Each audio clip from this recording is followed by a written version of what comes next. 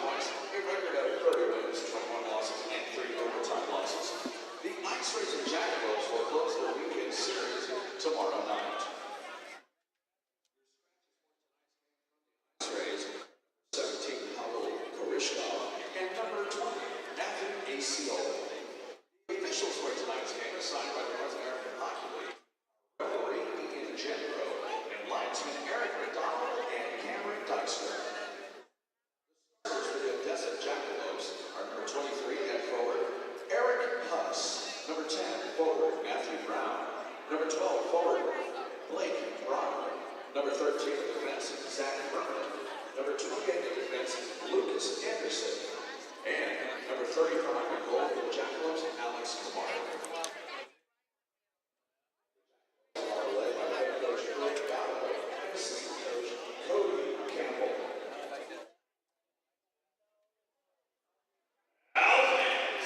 It's not hockey in Corpus Christi without. All right, well, good evening, everyone, and welcome inside the American Bank Center here in Corpus Christi, Texas. You're listening to IceRays Hockey on the IceRays Broadcast Network. My name is Alex Von Coydel. Thanks for joining us, everyone. Well, tonight may not have any life or death implications for either side, but there's definitely a fair share of appeal surrounding this game. The Corpus Christi IceRays and the Odessa Jackalopes, rivals for years, playing what will be their last series of the 2017-18 season.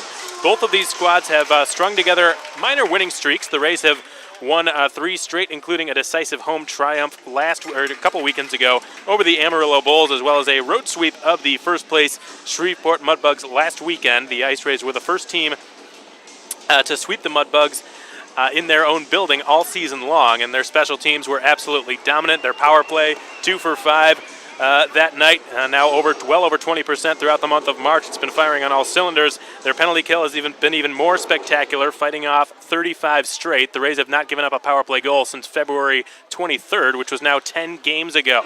And you can bet the IceRays are feeling pretty good about themselves after last weekend. But the Odessa Jackalopes have given the IceRays difficulty this season, more so than any other team, I would say. Collectively, the Rays' head-to-head record against the Jacks, just 2-5-3. A lot of those defeats were 1-goal decisions, but still, it has definitely felt like Odessa has had the IceRays' number this season. The Jacks are battling for 3rd place in the South Division.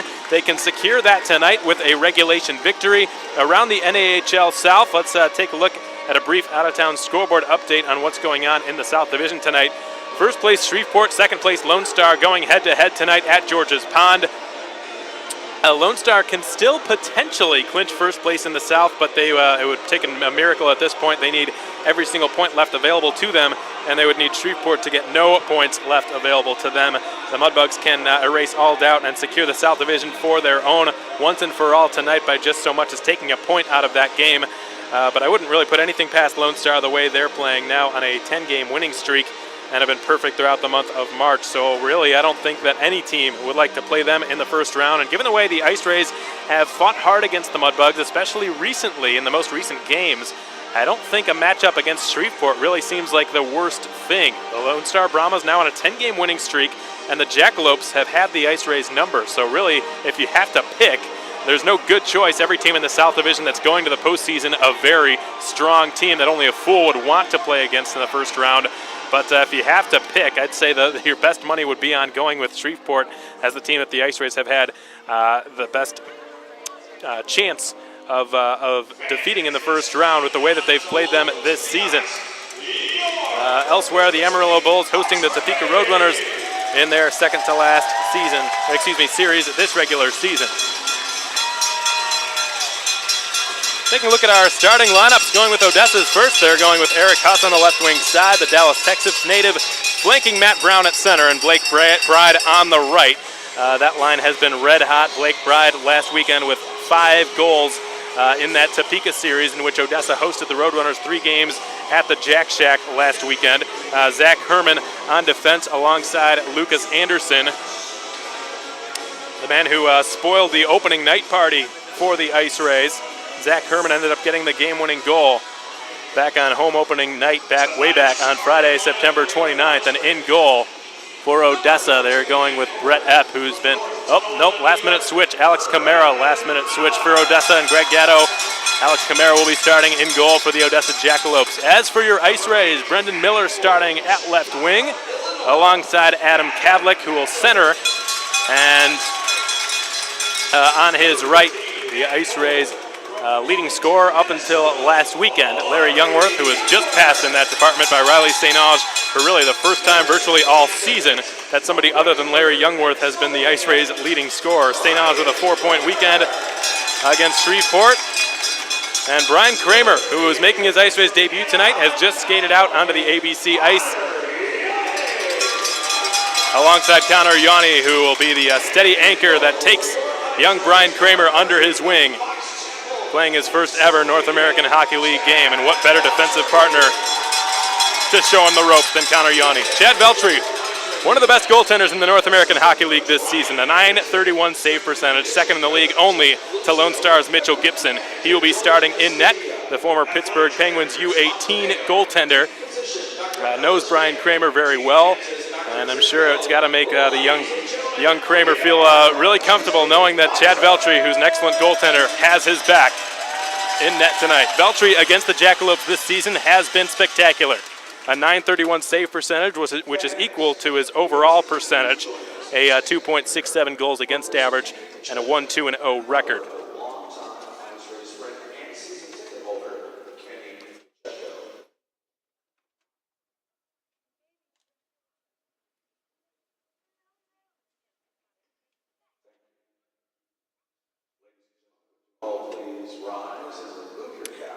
Now the playing of our country's national anthem is to follow. We're going to be back in 90 seconds, folks. Keep it right here.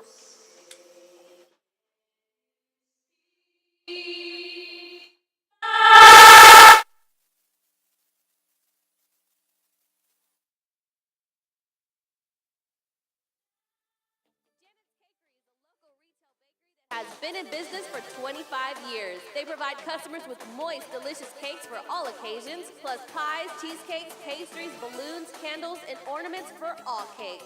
Give Janet's Cakery a call at 991-6212 or visit them online at janetscakery.com. Janet's Cakery opens 7 days a week. That's 991-6212.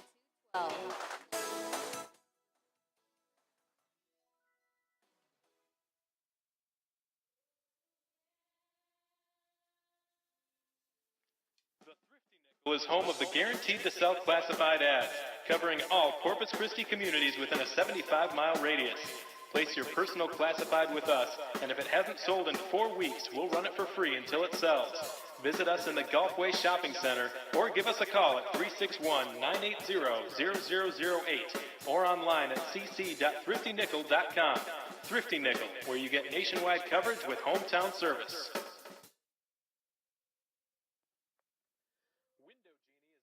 Service leader in South Texas, at home or at the office with affordable prices.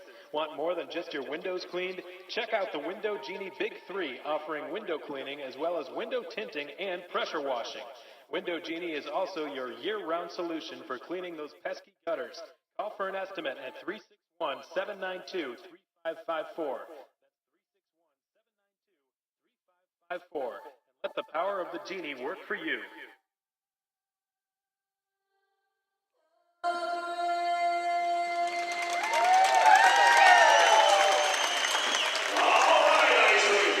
And now all that remains is the opening face-off here at American Bank Center and what's become the battle for third place. The IceRays with one last chance to avoid being the fourth and final seed in the South Division playoffs. If they lose tonight's game in regulation, their fate will be confirmed. They will play the first place seed, which in all likelihood will be the Shreveport Mudbugs. That doubt could potentially be erased tonight. The Mudbugs hosting the Lone Star Brahmas about 7 hours north of here in Shreveport, Louisiana. If the Mudbugs so much as get a point from that game, it doesn't matter if they lose in overtime or a shootout. They will be the first place team in the South Division for the 2018 Robertson Cup playoffs. Let's take a look at our Ed Hicks Nissan 3 keys of tonight's game for your IceRays. Number one, watching the high shots. Odessa, a team that likes to move it up to the top. They like to get point shots. They like to shoot through traffic. They have a lot of mobile, skilled, puck-moving defensemen who can really hammer it from the blue line. James Crossman, Lucas Anderson, Zach Herman, and others who can really bring it. So watching those high shots, And preventing rebounds, which the IceRays did very well last Saturday, will be paramount. Number 2, heavy on the back check. They've got some forwards, the Jackalopes do, who can really move and fly north-south in a hurry. Back checking will be important for the IceRays forwards. And finally, smart line changes. Those are your Ed Hicks Nissan 3 keys of tonight's game. Watching the high shots, heavy on the back check, and smart line changes. This first period of IceRays hockey is brought to you by First Title Company. Thanks so much for joining us, folks, on the IceRays Broadcast Network. To fans of both the IceRays and the Jackalopes, we're glad to have you with us tonight for Game 57 of the 2017-18 season. Adam Cadlick collects the puck and shovels a backhander on goal. It's early stopped by Camara, and it's cycled back to Coffey, who was unable to keep it alive at the blue line. And now the Jackalopes in transition will send it back the other way into the slot, intercepted now by Coffey in the IceRays zone, who failed to clear it. Brian Kramer will now pick it up behind his own goal. Makes the safe play to get it up the left wing side. It's handled now by Cadlick, who will curl back behind his own goal line and send one around the end wall. Far half wall, it's Peyton Franti dropping it back down to the adjacent corner, intercepted by Blake Coffey and moved up towards McCary. It flutters over his stick, and it's hacked past the blue line by Adam Cadlick. And the Jackalopes reorganize the neutral zone. Garrett Halford picks it up behind his own goal line now, and Coffey will shovel one around the wall on the near side. It's intercepted, and Nick McKeeby will drive it down into the corner. Garrett Halford, the IceRays' leading scorer against Odessa this season with 9 points in 10 games played against them. A long drive by Crossman is deflected by Heinz off the outside of the right post, and that was an early close call for the Jackalopes. It's sent back behind the net again. Coffey had it roll on him, escape his reach, and he will slap one outside of the reach of Crossman, who will have to turn back. He got a piece of it with his stick. So the linesman Eric McDonald waving off the icing call. The referee for tonight is Ian Gendro. The linesmen are Eric McDonald and Cam Dykstra. A minute and 45 seconds into the contest here. No score between the IceRays and the Jacks. Victor Johansson slides one through the crease. Out to the right half wall. The shot is on, blocked by Wilhelm, and sent back to the line again. Herman's drive. Karams off the backboard glass. Kept in the zone again, and it's slithered back behind the net. Kalen Taylor is tied up right now by Ricky Carballo. Carballo leads all Jackalopes in scoring against the Rays with 14 points in just 8 games played. Slap shot by Miko is on, stopped by Veltri. And Grayson Gavin will work it up to Riley St. Ange in front of the opposing bench. Trevor Wilhelm from the neutral zone will rattle it back and behind the Odessa net, and St. Ange sends it there once more. It's fed around the near wall. Good job done by Kramer near the point. St. Ange works it back to the top for Connor Yanni. Hangs on, wrist shot, just goes wide of the net. Connor Yanni now on a 7-game point streak. He's had 9 assists in that span. By far his longest point streak as an IceRay. He's been red hot. Peter Miko drops it off near the IceRays logo. It's picked off by Angus Scott, who tried to deke his way through Carballo's skates. And the Jackalopes' top scorer has lost his stick, which broke in the neutral zone. Odessa resetting. Victor Johansson sliding it back now. It's Zach Herman. Fired past Brian Kramer, now in behind the IceRays goal. We haven't had a whistle so far since this game has started. The shot is on from the left circle, denied by Chad Veltri. Worked up to the line again. Crossman trying to feed one back into the circle, intended for Matt Hutton. It never reached him. The Carmel, Indiana native resetting now and slapping it into the IceRays zone once more. Brian Kramer's been out there a while. Gets the pass from Connor Yanni now behind his own goal line and advances it up the left wing side. No Roof trying to settle it. Novo blows a tire near the opposing blue line. Here come the Jacks in the counterattack. Blake Bride with a quick shot, stopped by Veltri.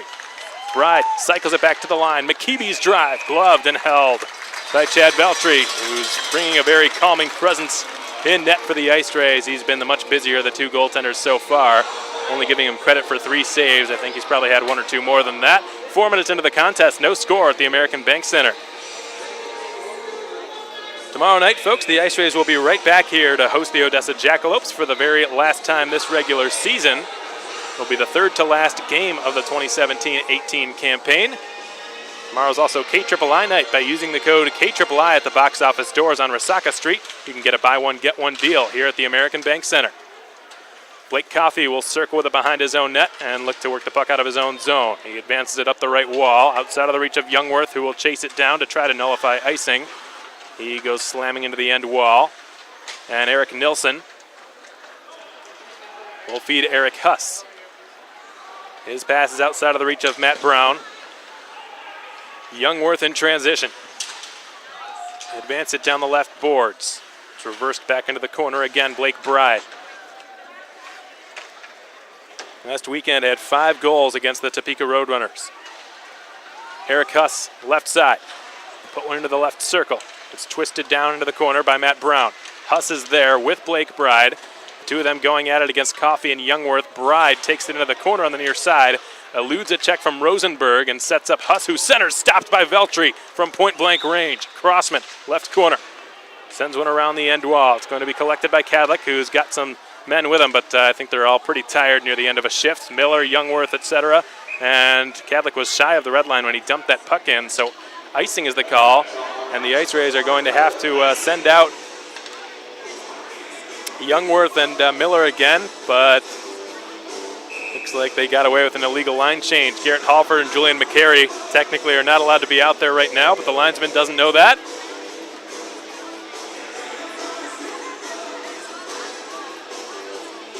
And the IceRays have just gotten away with it. And here comes Halford, flying over the blue line. They've got to know now that he was fresh off the bench with that speed. And his shot from above the right circle is held and covered up by Alex Camara. No score at the quarter mark of period 1. Please enjoy some words from our sponsors, Get Air, until we come back. You're listening to IceRays Hockey on the IceRays Broadcast Network. We'll be back in a moment.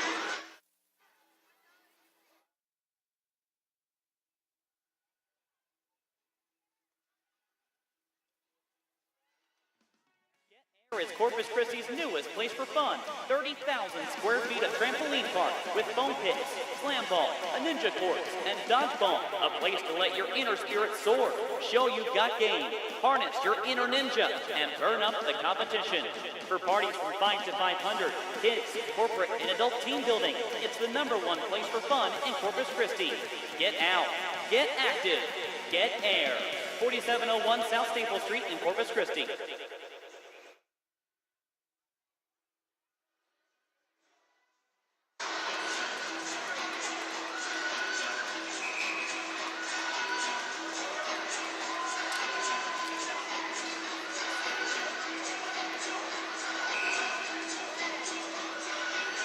Shreveport's game just getting underway moments ago. It's about a minute and a half through up at George's Pond. No score in that tilt just yet. No score in this one either. As Garrett Halford steps in to take an offensive zone draw, but it's won by Odessa.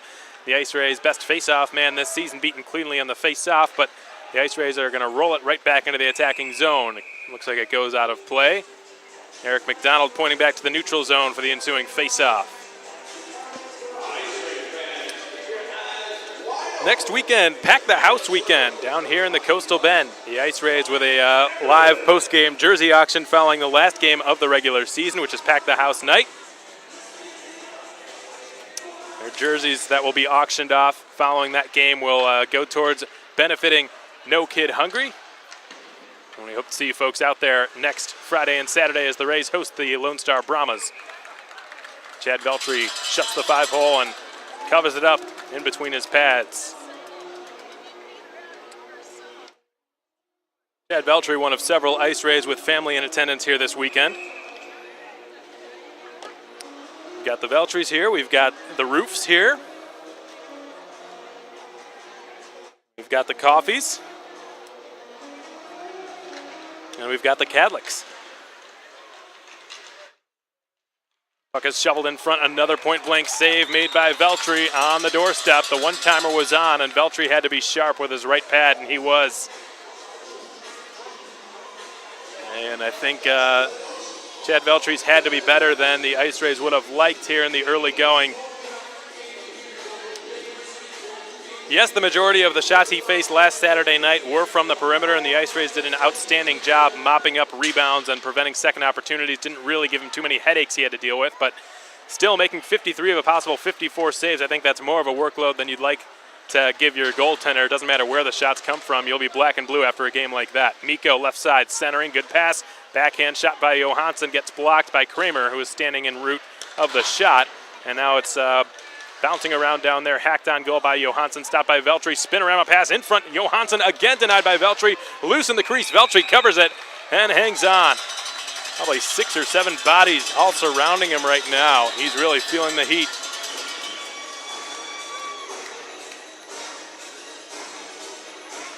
And the Jackalopes seem to have the IceRays on their heels right now.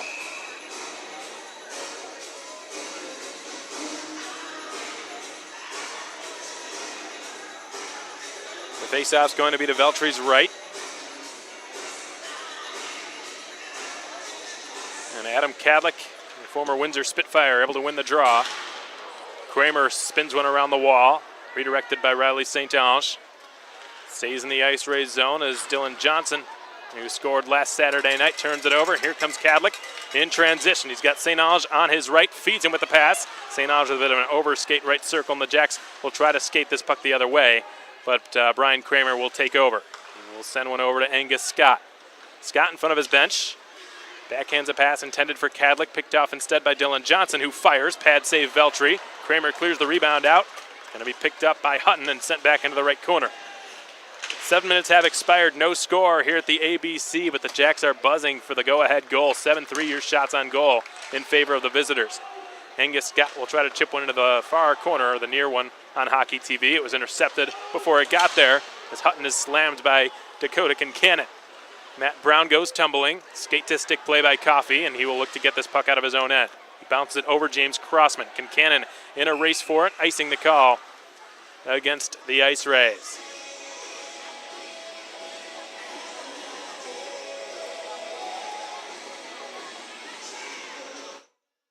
I think this will be a game the IceRays are actually hoping for a pretty tight whistle by Ian Gendro, a referee they've not worked with a whole heck of a lot this season. But given the way their special teams have gone, both power plays and penalty kills have been helping them. Penalty kills because it's been a momentum boost almost every single time, because the penalties have done such a great job. The PK has done such a great job killing off power plays so convincingly that the team is given an energy boost from it. The last time the IceRays allowed a power play goal was in February against the Amarillo Bulls on Hart Weekend. February 23rd, 10 games ago. 35 straight killed off since then. Noah Roof redirects the puck into Odessa territory. Nick McKeeby slaps it up the middle. Here comes Huss, driving it down the right side. Has it on his backhand and turns with it. Centers, hoping for Brown. Went off an IceRays stick. And the Rays are out to center with it. Brendan Miller's got a couple of men behind him. He's got Novo and Roof. And the puck rolls on net slowly and harmlessly, knocked aside by Camara. And on the counter, it's Derek Huss down the right side. He gallops over the IceRays blue line. The puck sliding now near the Citgo logo. It's dropped back from Bride over the blue line. Anderson with an overskate, but he managed to rescue it in the nick of time and send it back into the neutral zone for his team to take over.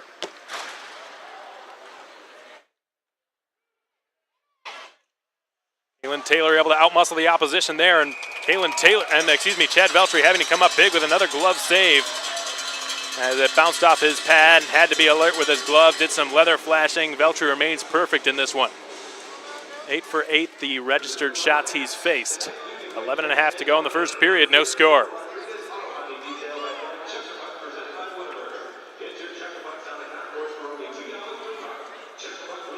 Face-off to Veltry's left. Cadlick able to win the draw, and Trevor Wilhelm twisting away with it. He feeds Youngworth with a nice pass. We'll try the self-pass, but it's going to be picked off by Zach Herman, who flings it up off the glass over the blue line. Cadlick offside. That offside whistle is brought to you by Ad Alliance. We've got 11:15 to play in the opening period without a score.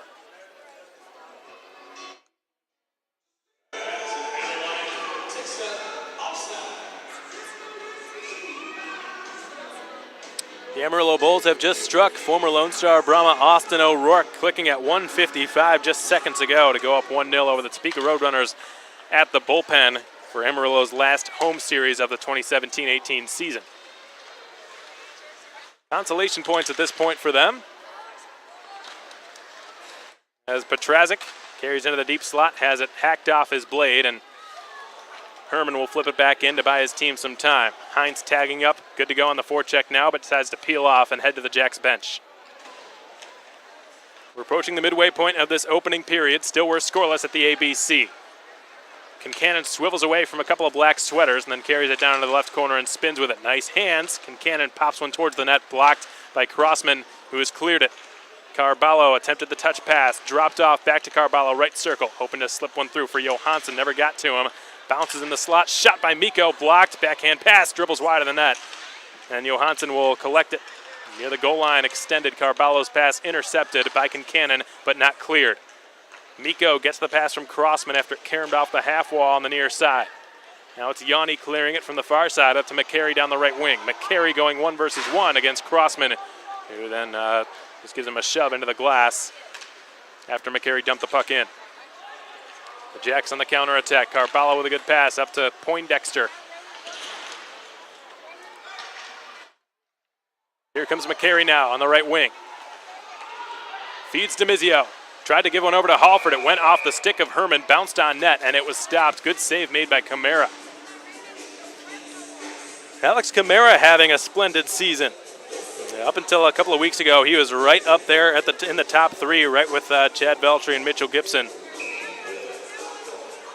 And he's since dropped off a little bit, but he's still at a very respectable .927 save percentage this season. Oddly enough, against the IceRays, he's not been nearly as spectacular. Brett Epp has been the better of the two Jackalopes goaltenders against Corpus Christi this season. So finally, we've got a penalty call. We've just passed the halfway point of period one, and this is the first time that somebody's going to be going to the box.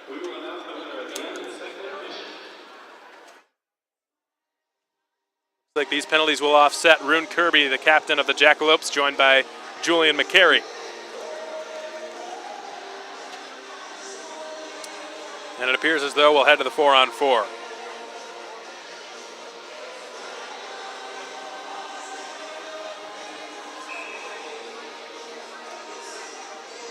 Brad Flynn going with Garrett Halford, Jason DiMizio, Blake Coffey, and Kalen Taylor. Our first 4-on-4 of this game is now underway. The puck dropped to the left of Camara, ended up being taken out by Matt Brown, who's got potential 3-on-2 developing. Brown looking to center, goes past Crossman, out to the right corner. Blake Bride with a nice move to get away from a check from Halford. DiMizio in tight quarters, unable to clear it, goes off the skates of Crossman, kept in the zone by Matt Brown. Brown will float one towards the goal, picked off by Coffey, taken now by Taylor. Kalen Taylor with his head up. Halford on his right and DiMizio straight ahead. Taylor decides to skate it through center himself. Gains the line, left circle, shoots, he scores! Kalen Taylor with a snipe on Alex Camara has just scored his first goal since September 16th and has given the IceRays a 1-0 lead.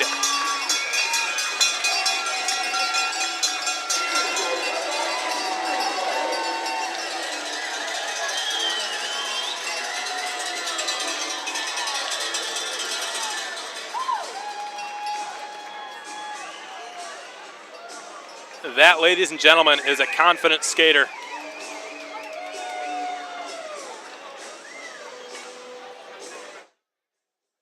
Very well-deserved goal for Kalen Taylor. It had been a while for him since he'd found the back of the net, but he's really just adapted so well to the North American Hockey League, playing in his first season here. Having played midget hockey the last few years in the Los Angeles area. And he's somebody who's worked on his shot day in and day out during and before and after practices, and it paid off. Yanni will shoot, glove save by Camara.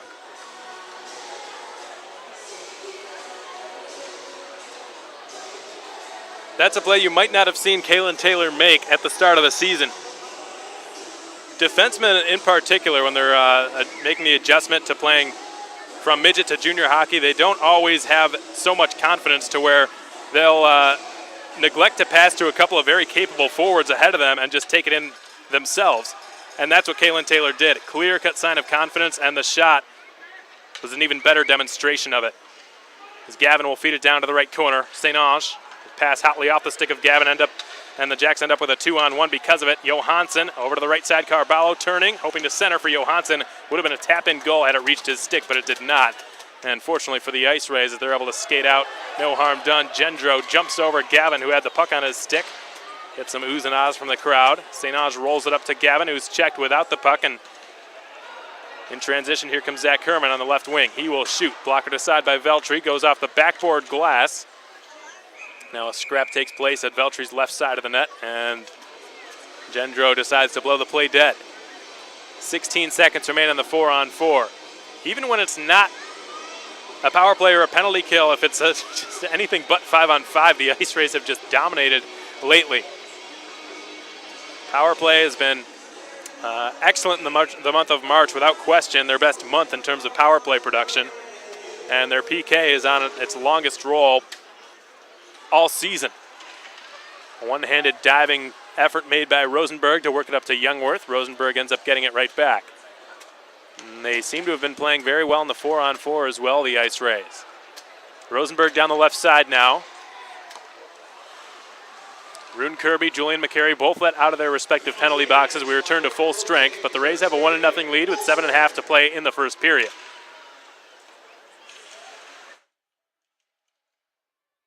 Whacked around to Larry Youngworth, who has it on his stick now in front of his own bench. Starts it down the right side, puts one ahead for Catholic. Offside the call against Corpus Christi, and Brendan Miller is going to give Eric McDonald a piece of his mind after that. 7:19 to go in the first. Kalen Taylor giving the IceRays a 1-0 lead not long ago. Taylor's strike coming at 10:56, and the Rays up 1-0 over the Odessa Jackalopes. Again, 7:19 to play in the first. We'll be right back, folks.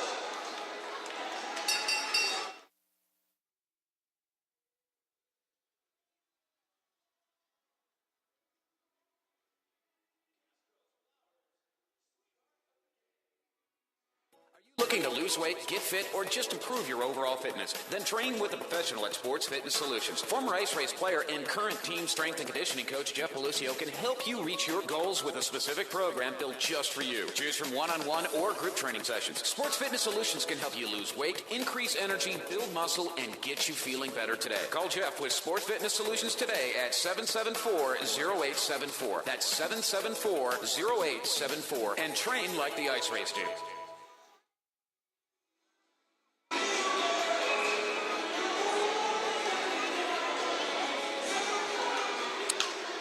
Catholic with a clean neutral zone face-off win, and the Rays have just dumped it into Odessa territory. Camara behind his net to leave it. Eric Nilsson will slam one around Yanni with a keep. His shot didn't get through. Yanni hoping to extend his point streak to 8 games tonight. He's had 9 assists in his last 7. It's left off behind the net again. Nilsson under some stress as Youngworth will bank it off the wall again. One-time drive by Yanni is off the mark. And Kramer will get the return from Youngworth. Kramer now to Yanni, whose shot misses again, right post. Brian Kramer decides to pinch in. Good one-handed jab of the puck to Adam Cadlick, who shovels it to Youngworth. Puck was rolling on him, couldn't find a way to tuck it home. Yanni with a good reach, but he couldn't keep it in the zone. Dakota Kincannon in the neutral zone, fires it back in behind the Odessa net. He gives a retaliatory slash after he was hit. He felt like unfairly, and Kincannon's going to head to the box, no question. It was Dylan Johnson who checked Kincannon into the sideboards in the neutral zone. Kincannon didn't like the hit. He retaliated with a good heavy slash near the shin pads of Dylan Johnson, and Kincannon will have a seat, and the Jackalopes will go to the first power play of this game.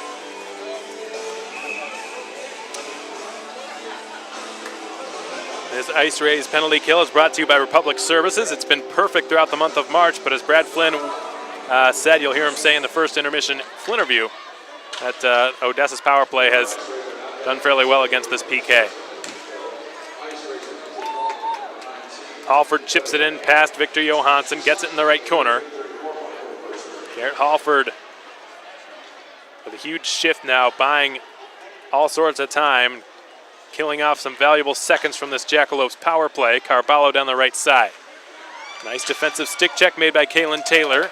And the lone goal scorer in this game has just cleared it down the length. 1.5 minutes to go on this Republic Services penalty kill. The IceRays will get a fresh 4 out there. 5:48 to play in the first period. The Rays up 1-0 over the visiting Jackalopes. Carballo right side. Centering one on the backhand, twisted back to Johansson, who scores. Blake Bride drops it. Victor Johansson slapped it from the left circle. Beat Chad Veltri, low glove side. And just like that, the Jackalopes have tied the game and snapped the IceRays penalty kill streak at 35. 1-1 your score with 5:40 to play in the first period.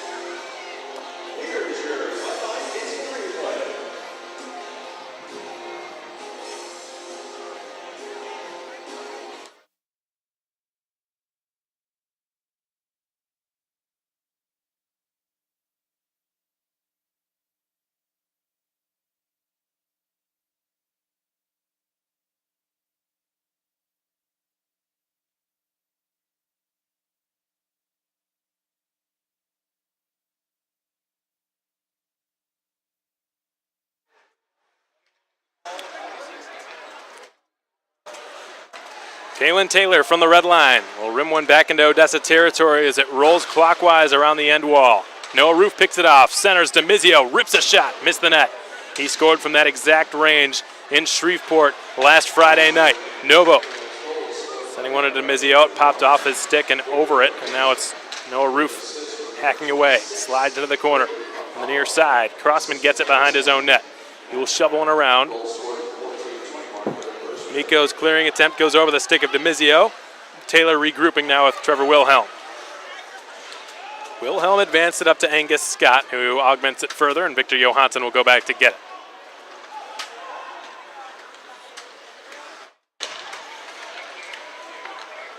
Here comes Bride. We get a whistle, and that's a very late offside whistle called against Odessa. That offside whistle brought to you by Ad Lions, and we get a stoppage in play. And over your favorite IceRays. Proceeds benefit Casa of the Coast Odessa.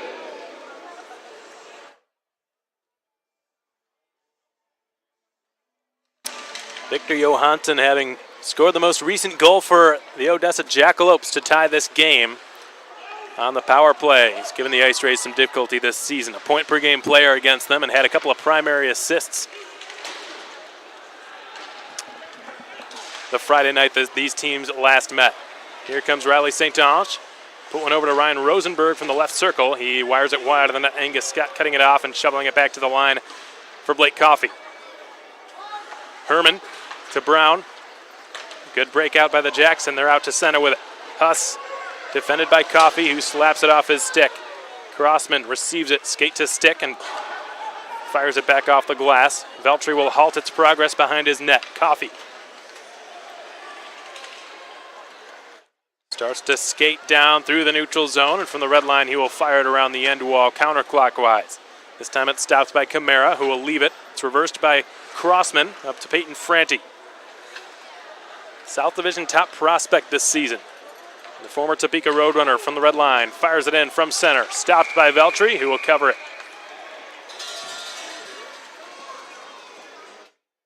And fans, last weekend, your IceRays punched their ticket to the 2018 Robertson Cup playoffs. So you know what that means.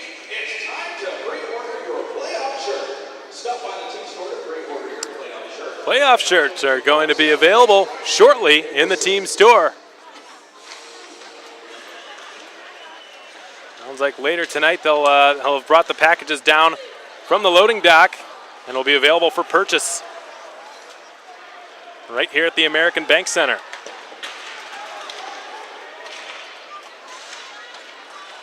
Larry Youngworth with a stick lift on Franti. Puck rolls past Brian Kramer. He's going to fetch it now in the near corner in his own zone.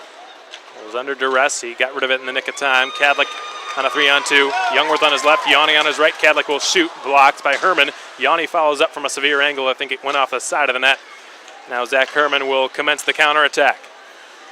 Gets the return pass, he's in, he shoots, missed the right post. Yanni will clear it, and Youngworth will get it out of the zone. Floats one off the glass, and Lucas Anderson turns back into his own end with it. 2.5 to play in the first period, 1-1 your score. Goals scored by Kaylin Taylor and Victor Johansson in that order. Taylor's on the 4-on-4, Johansson's on a Jackalopes power play. Dylan Johnson lost it to DeMizio, but it stays in the IceRays zone, courtesy of Noah Poindexter. And a 4-man scrap taking place on the near half wall. Nick McKeeby has just cleared it. Veltri stops it again. Kaylin Taylor scoops it up and works it up to DeMizio. Halford with a good pass right on the tape for Julian McCary, who gains the line. Looks like it might have been offside, but none called. And McCary's shot is turned aside by Alex Camara. The Jacks on a 2-on-2 the other direction, running out of gas, but Crossman will chip it to himself in the corner and put one in front of pinballs wide of the goal. Johansson from the left point had his shot blocked by Halford, who has some speed, but he's outnumbered and near the end of a shift. Crossman picks it up with 1.5 minutes remaining in the first period.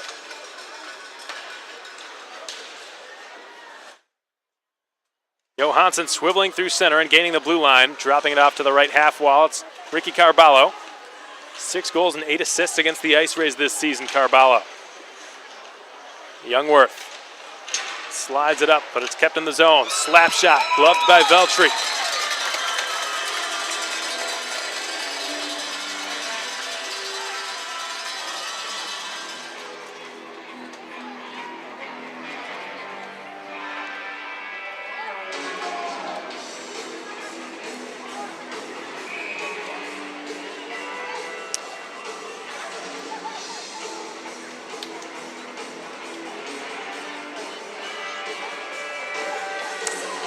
Matt Acioli not playing tonight, and there aren't a whole lot of times over the last 3 years that you could have said that while he's been an Ice Ray. Youngworth's pass to the trailer there for Noah Roof. It went off the back of his skate. And Blake Bride will pull up and shoot, deflected wide by Matt Brown. Brown is checked by Roof on the near half wall. Coffey poking and prying, trying to move the puck. Sends it behind his own net, and Connor Yanni will be first there. Sends it up and off of Stanchions. Looked like that was a hit from behind against Matt Novo. That will be the call. The Jacks will be going back to the power play here. They'll be hoping to score a second straight PPG. 36.8 to go in the first. Odessa with an opportunity here to get their first lead of this game. The last time the Jacks were here, they became the first team to sweep the Ice Rays in this building since November. And the last team to do it in November, the Jacks. They're the only team.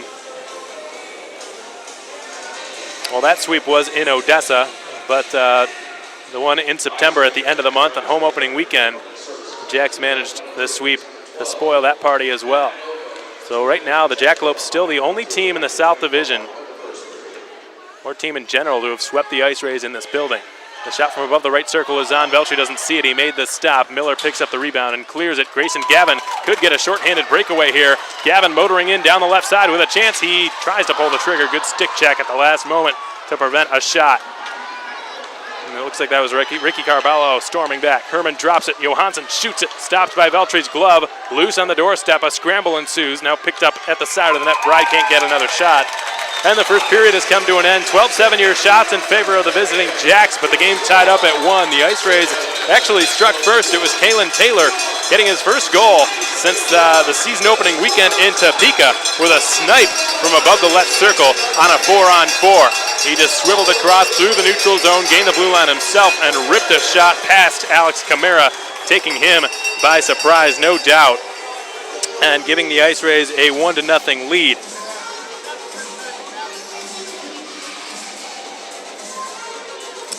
But that lead did not last all that long for Corpus Christi. They, on their first penalty kill of this game, they were hoping to extend it to 36 in a row, but they couldn't do it. And it was finally, we knew it would happen eventually, and it was Odessa, whose power play has been good against the Rays this season. Sort of fitting that they should end it and snap the streak. Victor Johansson getting a nice drop pass by, it was Blake Bride that gave the assist to Ricky Carballo. But it was Bride who dropped it to him. Perhaps Carballo or Matt Brown got the secondary, but it was certainly Johansson's goal. They got that right, his 7th of the season, and effectively killed off a very impressive run in the Ice Rays' perfect stretch throughout March, and the PK department has just come to an end, and the game was tied. When we come back to the second period, the Rays will still be on the Republic Services penalty kill for the first minute and 24 seconds of the second period. Matt Novo with a checking from behind 2-minute minor penalty. The Rays about a quarter of the way through killing that one off. But again, tie game, 1-1 your score, 12-7 your shots in favor of the Odessa Jackalopes. In the meantime, folks, thanks so much for joining us on the Ice Rays Broadcast Network tonight. We're going to have our first intermission interview coming your way next, but first, please enjoy some words from our sponsors until we come back. All that and more coming your way shortly. Keep it right here, folks. We won't be gone long.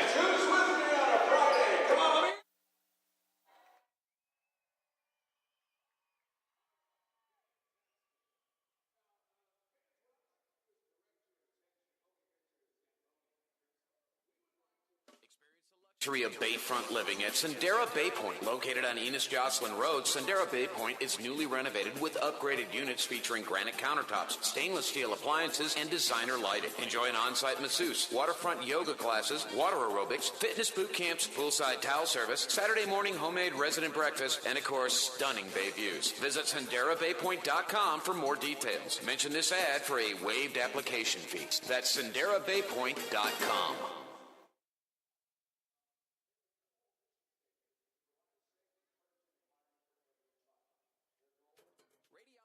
Imaging is the official imaging center of your IceRays. The Best of the Best award winner 7 years in a row provides diagnostic imaging services in a caring, comforting patient environment with leading-edge imaging technology. Their extensive expertise in medical imaging allows them to not only give physicians and patients the very best in service and care, but your IceRays as well. So the next time you need imaging done, call Radiology and Imaging at 853-4503. That's 853-4503.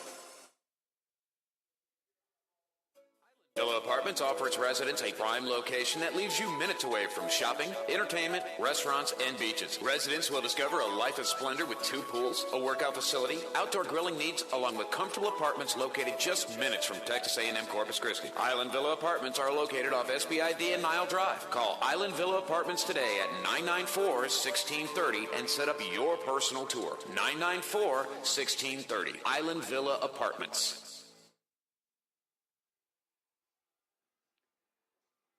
Back, everyone, and welcome inside our broadcast tonight. Game 57 of 60 of the 2017-18 regular season. We're kicking off a 4-game homestand tonight to conclude the campaign. We're glad to have you on board with us. You're listening to IceRays Hockey on Hockey TV and on YouTube tonight. I had a chance to catch up with your IceRays head coach, Brad Flynn, before the game. Coach, bottom line, a lot was accomplished last weekend. Playoff berth, they swept the first-place team in the division. They finished out their road season. Give us your take on last weekend as a whole. Yeah, I was really proud with our guys. I thought that last weekend was a good answer weekend in terms of just sending a message not only inside of our own room, but around the division that we can play with anybody in the league. And you know what? We got a couple lucky bounces both nights, but I think that in hockey you work for your luck, and I thought our team worked extremely hard. I thought we defended with purpose. Obviously, we gave up a lot of shots, but I thought we did a really good job of eliminating second and third shots. We tried to keep their guys to the outside. They're a highly skilled team that's very well coached, and I thought that our goaltending was extremely good on the weekend, and our special teams made the difference. So we've been waiting for our power play to kick in for a while now, all season long, to be honest, and it's finally getting going here, and it's making us a more dangerous team. And as they go, it gives confidence to our offensive forwards as well, because when they're scoring on the power play, it's just building their confidence. So we were hoping that it would start to kick in going into playoffs, and now we got to make sure that we're going the right way. I thought our penalty kill was very, very strong. Ryan Anderson's done a good job with it. And I was really, really happy with the line of Halford, Demizio, and McCary, and the second game, Roof, Novo, and Kokanen really brought a spark that we've been looking for. So our depth guys showed up, our offensive guys showed up, and I thought that it was a total team effort. Both special teams units were outstanding last weekend. They've been so dominant lately. A big reason the team was able to win Saturday's game, especially. The power play is now over 23% in March. Penalty kills has now fought off 35 in a row. It's been 10 games since the team's been scored on a power play goal against. Was there a clear-cut turning point to you that you noticed that sort of caused this? Well, I think that the power play side, we decided to go 5 forwards on the first unit, and it's something that we kicked around with all year. And finally I said, well, we're in last in the division. It's not going to get any worse. So we changed that around, and then we just started to keep it a little bit more simple and play to our strengths. I had done in the past to fit the group that we had now, and I thought with our penalty kill, it's been giving us huge boosts for the past bit. Now they've been steady all year, and they've taken their game to another level. There's guys on that penalty kill: Connor, Yanni, Matty, Cioli, Grayson, Gavin for sure. His speed and Brendan Miller has been outstanding scoring shorthanded goals. But those 4 guys kill a lot of the first power plays for them. They take a lot of pride in it, and they set the tempo. It's like Garrett Halford, Jason Demizio, Ryan Rosenberg, Blake Coffey,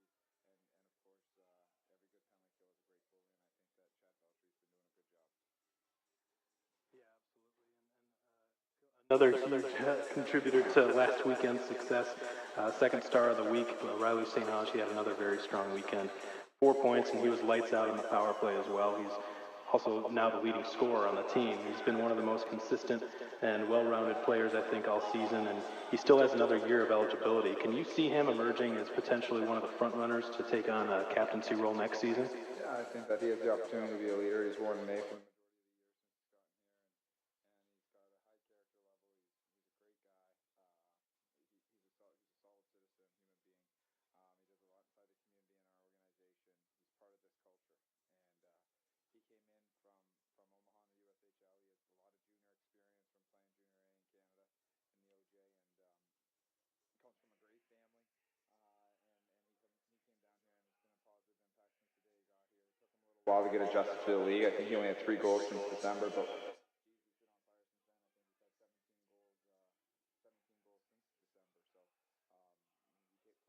prospects. He does it all for us. He can kill penalties. I don't really use him there because I need to save him a little bit, but he's really picked up his defensive side of the game, and he's an all-situations player. So I think his development has come a long way as well. Of development and making the necessary adjustments to fit in at the next level. Coach Brian Kramer debuting tonight seems like a pretty highly touted defenseman who we were very excited when we were able to tender him from the Pittsburgh Penguins U18 program. Tell us about him a little bit and how you plan on using his skill set here this weekend. Yeah, Brian's, from what I've seen in practice and in video, he's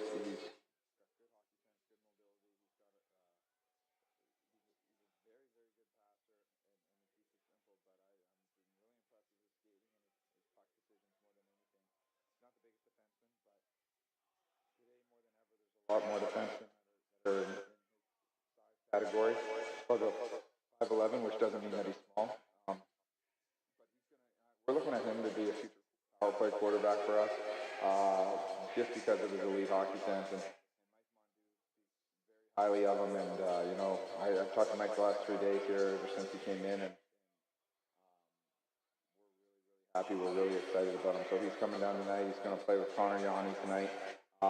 Connor's a veteran, and he plays a lot of minutes, and he's a guy that's almost like having a second assistant back there, so help him out. But we're expecting him to get pucks up ice and kind of fit in that transition game that we like to play. So we're really excited about him, and he's really enjoyed his time here so far, and I'm excited to see him. At Pittsburgh this season, 30 points in 55 games played, and you mentioned the trend, the upward trend in smaller defensemen becoming a lot more commonplace at all levels, the NHL included, and just look at some of the players who have come through this program over the years. Right now, Blake Coffey, Matt Acioli, Trevor Wilhelm, none of them huge, big, strong defensemen by any means, but have adapted and been very key contributors to the team's success this season. Coach, Odessa's given the IceRays some trouble this year. For whatever reason, they just seem to have our number. They can clinch the 3 seed this weekend with a win. What's going to be paramount heading into this weekend for this team? Well, first and foremost, they're extremely well coached. They have Greg Gatto and Cody Campbell on their bench, both veteran coaches in this league, and then Higher played coach college and he played pro, and he's been in junior now for a while in the NA. And Cody was an assistant when I came in as an assistant a few years ago when he went up to USHL, and he went to Janesville, another good program, and he came back this year. They're very well coached. They have good goaltending. They have solid puck-moving D. Their offensive guys can get her going north in a hurry and make you pay the price if you want to cheat and make mistakes, because they're very good transition. They're good off the rush, and they have good speed. They know how to use it, so it's impressive what they've done this year. I think that their special teams are also really good. We've had a tough time with their penalty power play. Bad bounces the last time we've played them on the power play. For us, obviously, good bounces for them, and if I'm in their shoes, I take those. But their penalty kill has been outstanding against them. They do a really good job of pre-scouting us and knowing what we like to stick to, so we're trying a couple different things.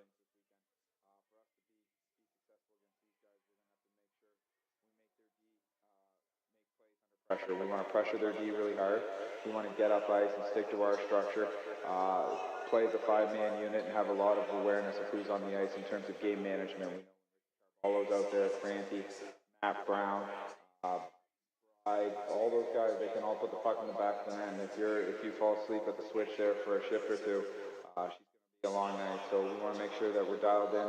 We got to be dialed in to win here tonight, and we got to have good focus, and we want to make sure we're playing the right way come playoff time, and that all starts tonight. Very exciting tonight.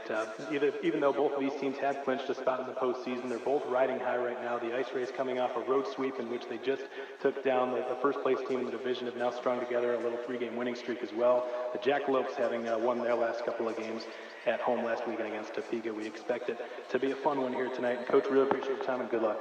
Thanks a lot, Alex. I appreciate it. That's Brad Flynn, your IceRays head coach, and this has been Coach's Corner. We'll be back in just a moment. Keep it right here, folks.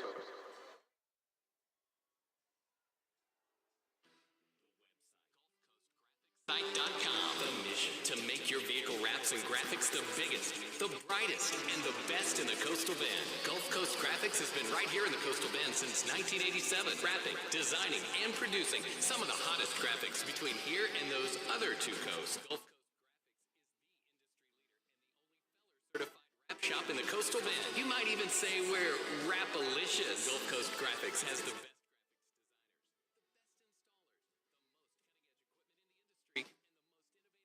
creative staff around. So when you want your business to stand out, the website, GulfCoastGraphicsSite.com.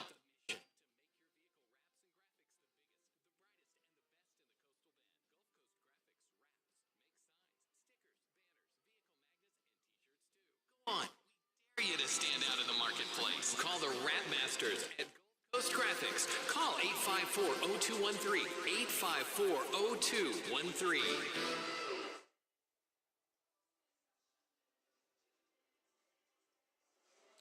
Okay, well, welcome back, everybody. We hope you enjoyed that interview with IceRays head coach Brad Flynn. And we hope you've enjoyed the game up till this point. It's a third of the way through. The Rays and the Jackalopes tied up at a goal apiece.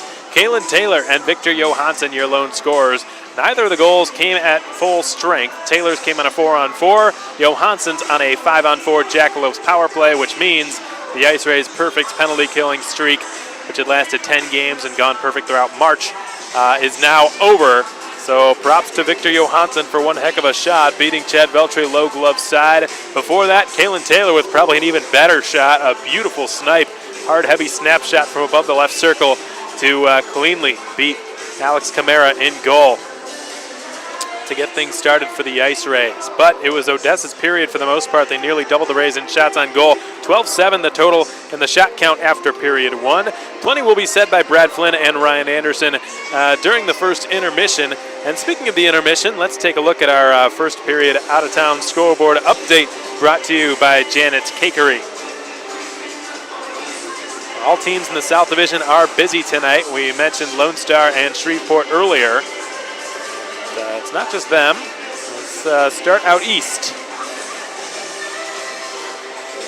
The Philadelphia Rebels hosting the Northeast Generals tonight. 2-1 the score in that affair at the Class of 1923 Arena. 2/3 of the way through that tilt, the Rebels up 2-1 over the Gents. Wilkes-Barre leading 6-1 over the New Jersey Titans at the moment. The Janesville Jets, Austin Bruins, scoreless through one period of play, the second having just gotten underway recently. The Springfield Junior Blues right now hosting the Minnesota Magicians. It's 1-0 at the moment in favor of Minnesota on the road. The Cooley Region Chill on the road as well, taking on the Brookings Blizzard, who lead 2-0 over the Chill at the end of period one at the Larson Ice Center in Brookings, South Dakota.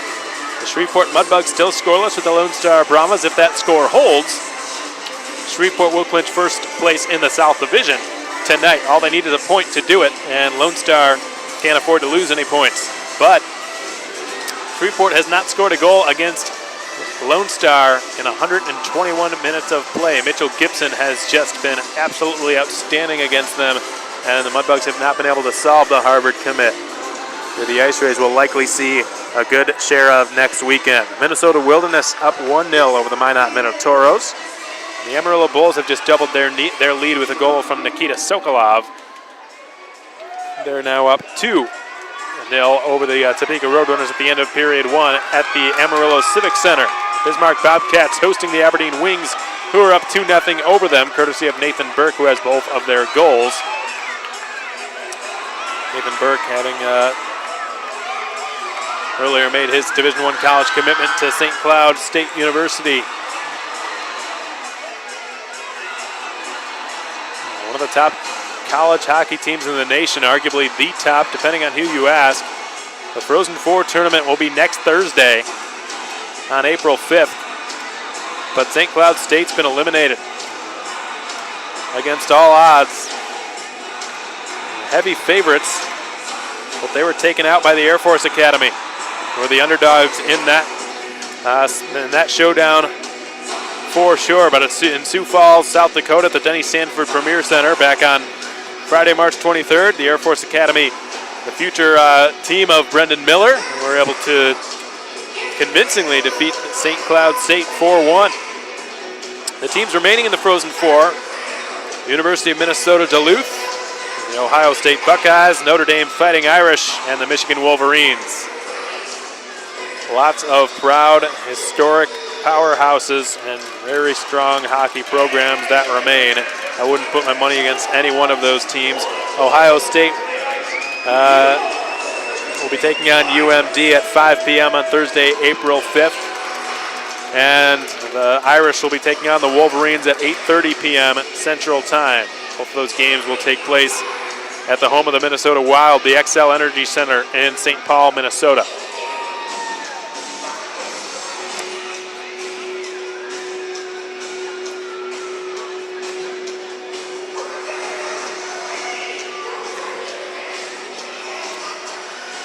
In the meantime, we're just about underway once again for second period hockey here at the American Bank Center. 1-1 your score. Taylor's goal coming on the 4-on-4. Johansson's coming on the 5-on-4, of which the Jacks will have another one at the start of period 2. A minute and 24 seconds remain on the checking from behind penalty called against Matt Novo. He will start this period in the IceRays sin bin. So the Rays will have some work to do shorthanded as this period commences. That will be priority number one, is killing off the next 80 seconds on the PK, because they couldn't manage to do it the first time around, and that will be the focus, is defending for the next minute 10 or so. This IceRays penalty kill is brought to you by Republic Services, and this second period of IceRays hockey is presented by First Title Company. Here comes Zach Heinz flying up the middle, gained the zone, lost the puck. It's whacked out by Grayson Gavin, good clear. And now Alex Camara out of his net will swing one to James Crossman. Crossman having an outstanding offensive season for the Odessa Jackalopes. A 30-point year for a defenseman is a very strong offensive showing and good campaign. The Jackalopes caught on an offside whistle. That offside brought to you by Ad Alliance, and we get a stoppage of play. Crossman second only to Zach Herman on the Jacks defense corps in scoring this season.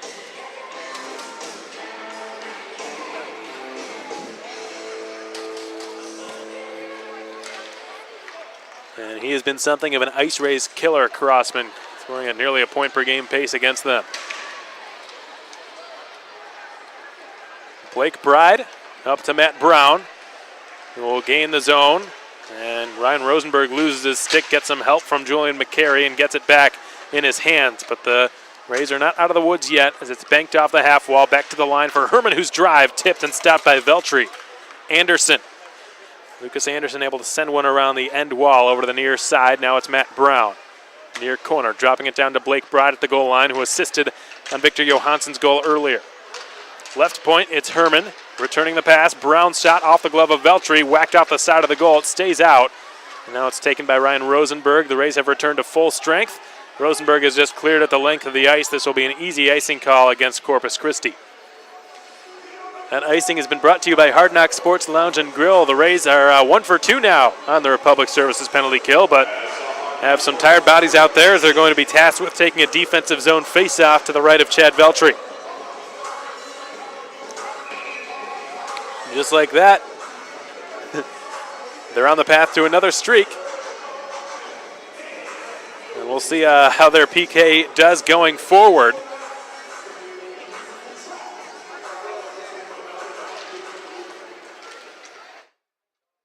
Clean defensive zone draw won by Garrett Halford, who's been up around 57% in the circle this season. Face-offs, an area the IceRays did struggle in a little bit last weekend, particularly on Friday night. Carballo, right half wall, centering, and the shot from Johansson gets blocked, I believe, by Halford. And the IceRays can get a much-needed line change underway now. They'll send out a fresh 5. Brian Kramer with Connor Yanni, as well as Angus Scott's unit with Grayson Gavin and Riley St. Ange. St. Ange, your South Division second star of the week after last weekend's performance, particularly on Saturday night. What a job well done by Riley St. Ange, who passed Larry Youngworth for the team lead in scoring this season, now with 46 points on the campaign.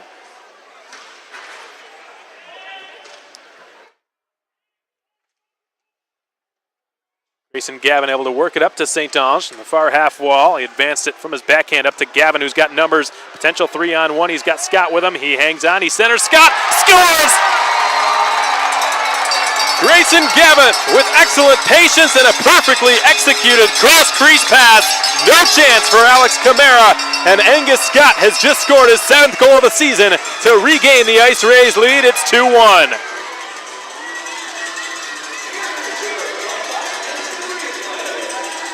Take a look on the Bud Light instant replay. Angus Scott crashing the net. Here's Gavin hanging on to it. The cross crease on the money. Again, no chance for Camara. I don't think Scott could have missed that if he tried.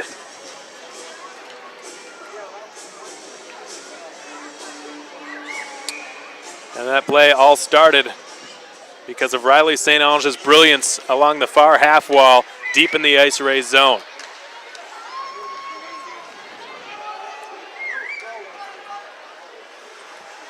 Yanni taking it all the way in behind the net. He is checked by Martin Pietrazic. The puck is loose on the doorstep. Dangerous. Veltri has to come up big with a chest save.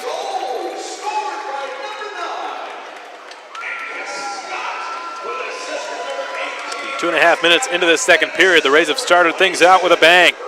Angus Scott with his 7th goal of the season. Grayson Gavin with his 9th assist. Riley St. Ange with his 27th and his team leading 47th point.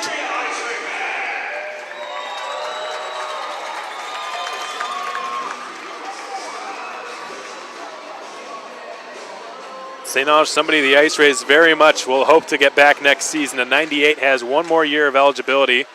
Those of you who tuned in to the Flint Review during the first intermission would have heard as Franti tips a shot on net. It was stopped by Veltri with the stick. Lots of possibilities for Riley. He might be somebody who makes his Division I college commitment over the offseason. It's very much a possibility for him as Miller gets the puck on his stick. Good soccer play there by Youngworth to kick it to him, but Miller was upended, falls down. The Jacks reset behind their own net. Kadlik picks the pocket of Eric Nilsson, spins it on goal, blocked. Youngworth side of the net. Miller picks it up and shoots. He misfired, blocker side. Now it's Taylor pinching in, sending it down the end wall. Kadlik is there, fakes left, goes right, buys some separation, delays, passes one over to Taylor, left circle, he will send one behind the net again. Youngworth augments it. Kadlik with a bit of an overskate, Miller rescues it and reverses it to Kadlik again in the corner. Excellent surge and shift here by the IceRays as Youngworth will spin one around in the direction of Dakota Kincannon fresh off the bench, and he will shoot right into the glove of Alex Camara.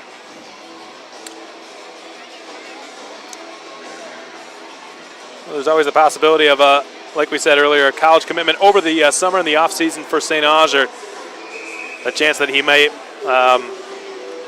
go to the USHL next season. And he will be in his last year of eligibility, and USHL rosters have a limited number of, next year we'll have a limited number of 98s.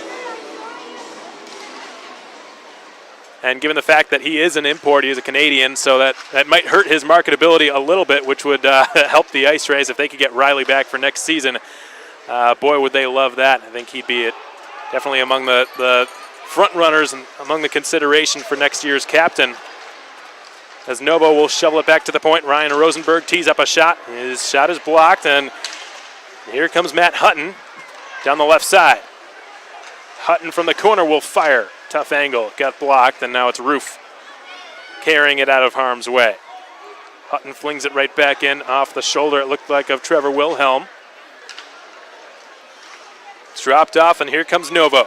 Down the right side, Novo 1 versus 3 is stripped of it by Matt Brown.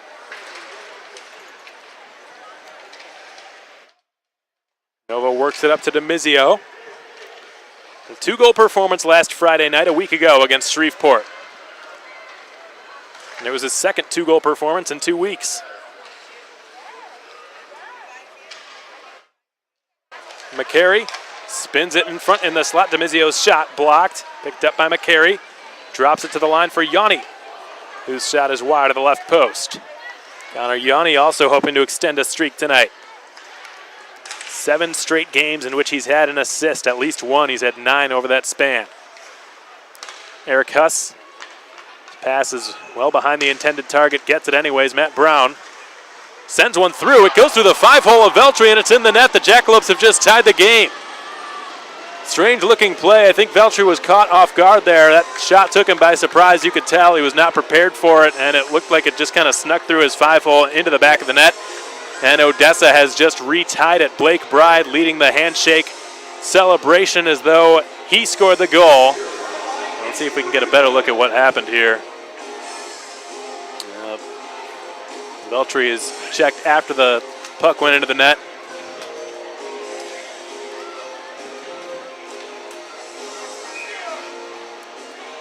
And that definitely catching the IceRays by surprise. It's a 2-2 game.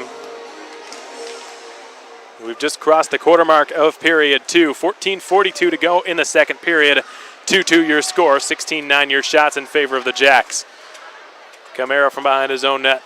Reverses one out to the far half wall. Halford puts it back behind the net. Novo is checked, loses the puck, and the Jacks have cleared it. Carballo sent one off the stick of Peter Miko. Coffey flings it in from his own zone, or from the neutral zone rather, and McKeeby trying to quickly outlet the puck. And he got rid of it quickly. Miko's pass is off the mark, and now here comes Victor Johansson into the attacking zone. Between the circles, loses possession. It's been cleared. Zach Herman slides one up in front of his own bench, and Carballo will deliberately carry it down the right side. A very good passer, but that one was off target. Gavin trying to stutter step his way past Zach Herman. Good skating defenseman for Greg Gatto and the Jackalopes. Cleared it. Coffey, another excellent skater, intercepted it. Fed one up to Scott. Here comes Gavin, the latter of whom assisted on the former's goal a couple of minutes ago. But his shot was off target. Carballo the other way on a potential 3-on-2. Franti crashes the net. Carballo's pass again is intercepted. St. Ange is able to clear it. The Rays get a 2-on-1. Gavin with Scott again. Gavin shoots off the glove. Camara getting just a piece of it to fight it off. St. Ange blocking the clearing attempt, but the Jacks end up with it near the IceRays bench. St. Ange joined by Gavin again. Sends him a pass in the deep slot. Rosenberg tapping his stick. The pass is just outside of his reach. Youngworth keeps it in the zone. Youngworth head fakes, moves in, right side, across to Rosenberg, who shot it off the pads of Camara. Don't think he saw it, but he stopped it. What a pass by Larry Youngworth. Rosenberg now in front of the opposing bench.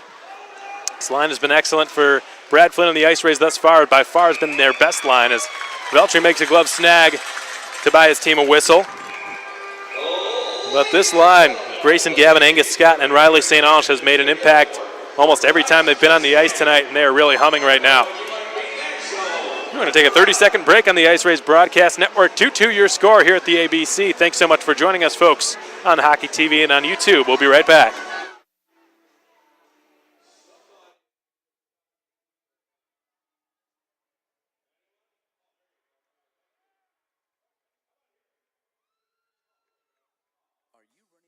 Cell phones.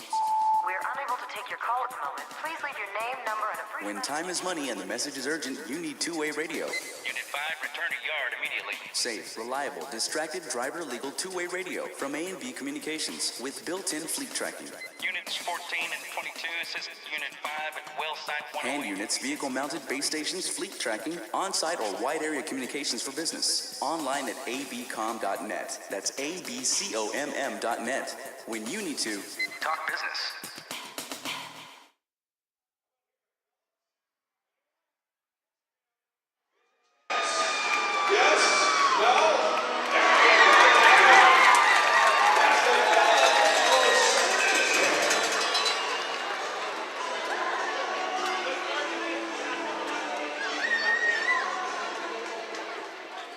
Odessa's bench having a little fun with the kiss cam, just like the IceRays did the last time they were in town in Odessa.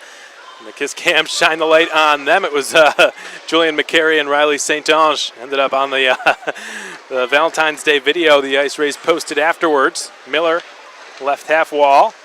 Drop it to Kadlik. Kamara was out of his net momentarily. Miller couldn't find a way to get a quick shot on and catch him off guard. As a result, Poindexter will skate it out of harm's way for Odessa. Dylan Johnson was shy of the red line when he dumped it, no icing, as Yanni catches up to it and feeds it around to Youngworth. Lobs one up, hoping to get it to Miller. Taken by Nilsson. Tried to clear, it goes off of Miller's skates. Puck is battled for deep in the Jackalope zone. Behind their net, Miller's backhand pass went to nobody but Poindexter. Nilsson flutters one off the glass and out the right wall. Hutton, his pass just outside of the reach of Dylan Johnson, takes the other number 3, Connor Yanni, into the end wall. Brian Kramer's outlet just outside of the reach of Miller.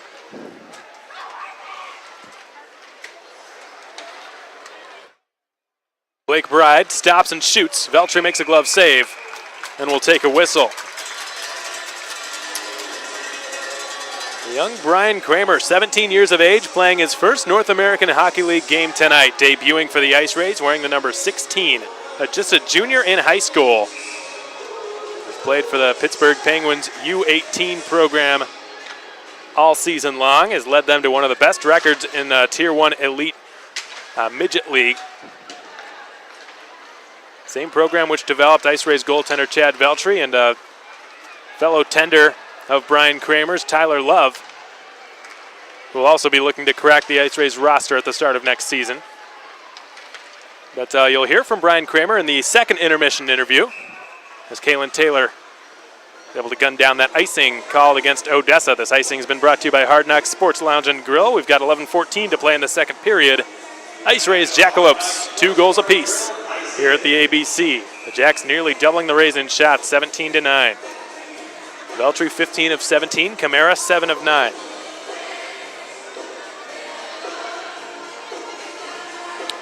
Ensuing face-off will be to Kamara's right. Kamara not the biggest goaltender, but aggressive and knows how to use his lack of size as an advantage to move all over the net and take away angles that you wouldn't think would be possible for him to do, but he can do it. He's a very athletic goaltender. Looks Kamara standing at just 5'8", 150 pounds. Native of the same hometown of Brendan Miller and Matt Novo. Novo cuts it off, turns it wide of the net.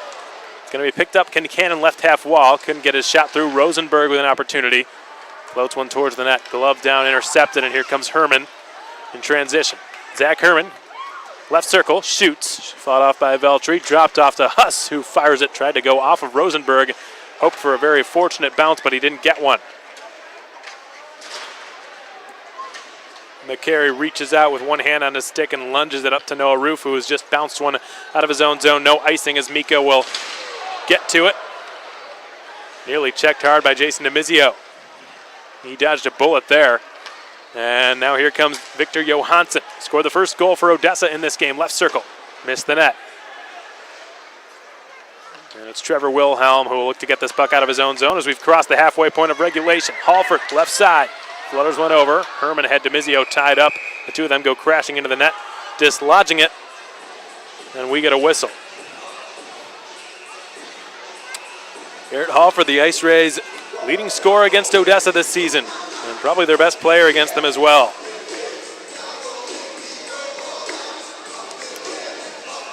A +7 rating against the Jacks is something nobody else can say, or really even come close to saying on the IceRays.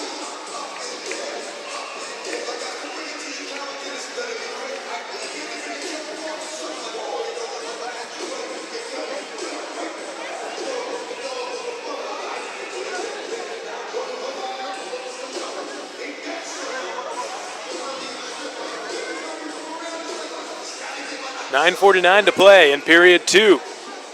2 apiece here at the ABC. Game 57 of 60, the 2017-18 regular season for both teams. If the Jackalopes win this game in regulation, they will secure third place. They cannot go up from there, and they cannot go down. Crossman, guilty of a check from behind. A retaliatory hit is delivered by Connor Yanni. Scott is still down. Crossman will be going to the box, possibly Connor Yanni on that retaliation. What's strange is that the man that Yanni retaliated against was not Crossman, it was somebody else. I think he was just frustrated because the hit took place at all. Didn't really matter at that point to him who was responsible for it. He just wanted to hit somebody back, and that he did. But Crossman is going to have a seat in the Jackalope sin bin, and the IceRays trainer Chris Mantaneo is walking over to Angus to make sure he's okay. Angus Scott scoring the second IceRays goal in this game, and you're going to get a really good look at this hit now. Oof.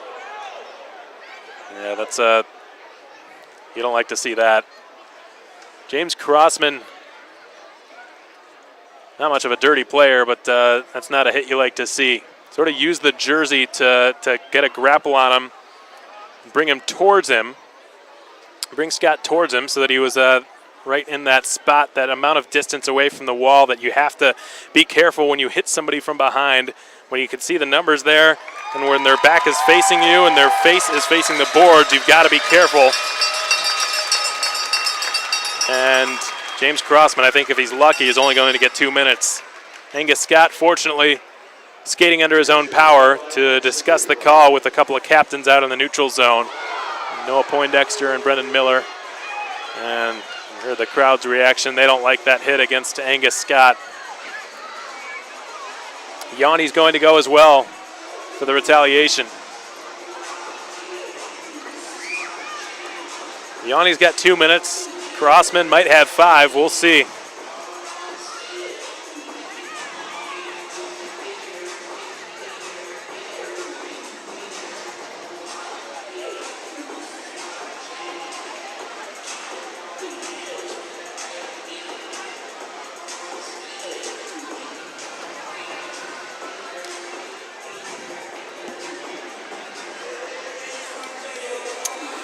The IceRays have not gone to a power play in this game, and it's been lethal of late.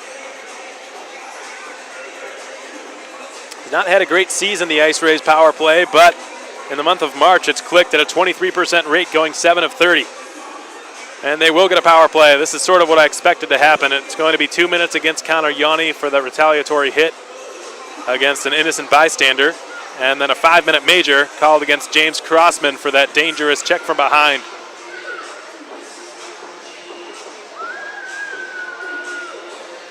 And I think that's the right decision on both parties. Yanni's hit nowhere near as severe. Still a penalty. And I think Ian Gendro made the right decision. Brad Flynn still going to vouch for his guys to the best of his ability and have a few words with them, but the decision has been made, and we'll go to the 4-on-4 for the next 2 minutes, after which the IceRays will get a 3-minute 5-on-4 AEP Texas power play. It'll be the first power play they will go to in this game. Again, it's having its best month of the campaign this season so far.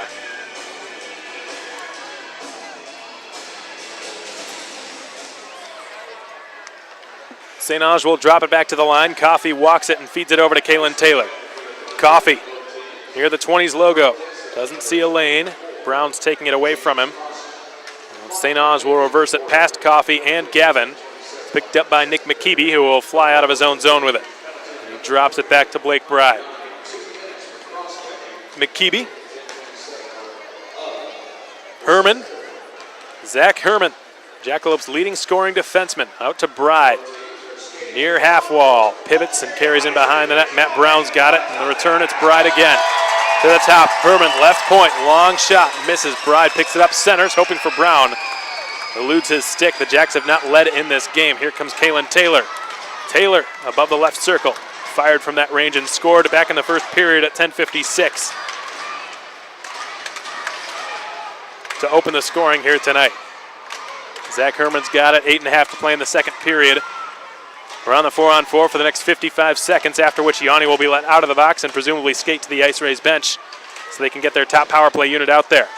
Puck pinballs out the side of the net, ultimately going off the back wall, back to Chad Veltri, who will cover it with his glove and take a defensive zone face-off with 8:21 to go in the second period. 2-2 is your score here at the ABC. On behalf of Flint Hills Resources, the IceRays would like to give a shout-out to all military and first responders attending tonight's game for their service to our country and the Corpus Christi community.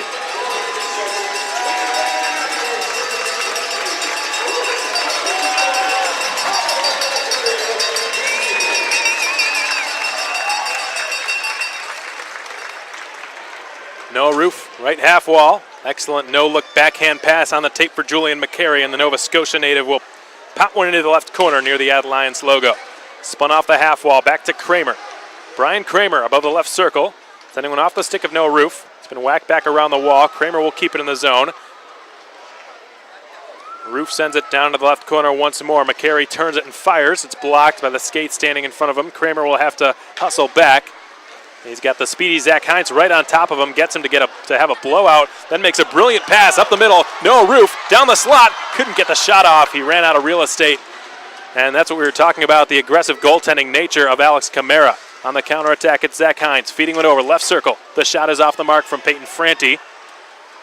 Franti may get a second chance here. Yanni is let out of the box. The Rays going to an AEP Texas power play for the next 2:50 for the first time of this game. What an excellent pass by Brian Kramer to spot Noah Roof behind the defense and get a breakaway. Kramer will head to the bench now. St. Ange, his replacement, and the Rays get their big five-man forward power play unit out there. Youngworth, Miller, St. Ange, Gavin, and Cadlick. Gavin will spin it down to Youngworth in the left corner. Feeds Cadlick at the blue line near the left point now.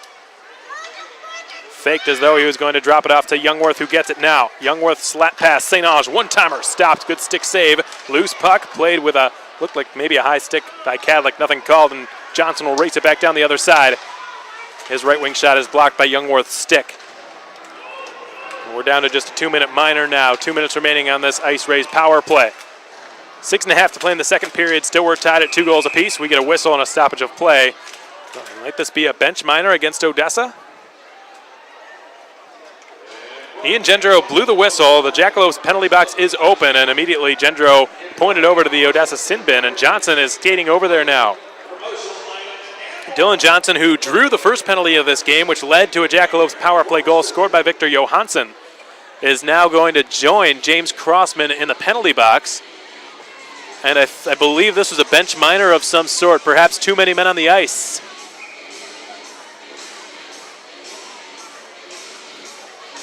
But the IceRays are going to a 5-on-3 power play, and a near full one at that, 1 minute and 57 seconds long.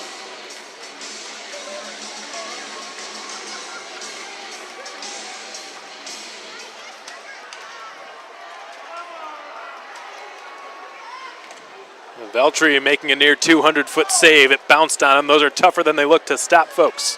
Cadlick skating out of his own zone. Accelerates over the blue line, drops it. St. Ange with tons of room above the right circle. Cadlick now in the deep slot. Quarterbacking this setup here for the IceRays on the 5-on-3. Tons of firepower for the IceRays. St. Ange, right circle to the side of the net. Miller gave one circle to circle now for Cadlick. Cadlick to Miller, side of that shot. One-timer stopped by the pads of Camara. Excellent lateral save he just made. As Cadlick will swoop back into his own zone and collect it. Adam Cadlick over the blue line, dropping it now to St. Ange.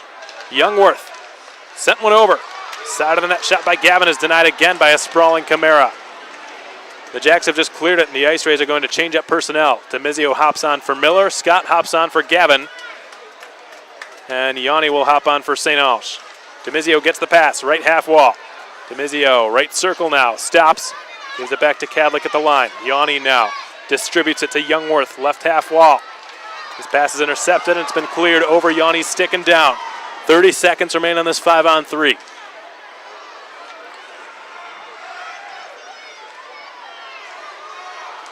Blake Coffey flying down the right side.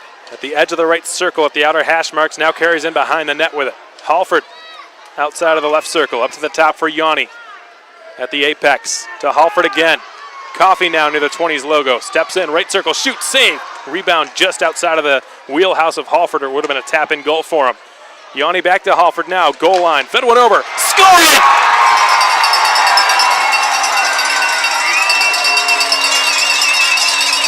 It's Jason Demizio with an AEP Texas power play goal. Time was winding down, just 5 seconds left on the 5-on-3. Garrett Halford with a brilliant cross-crease pass on Jason Demizio's one-timer side.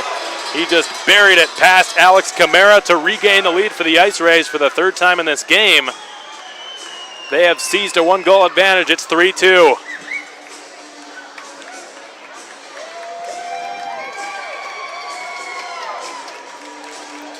DeMizio's 12th goal on the season, and it's Halford's 10th point against Odessa. 5 goals and 5 assists for the 4-year NAHL veteran.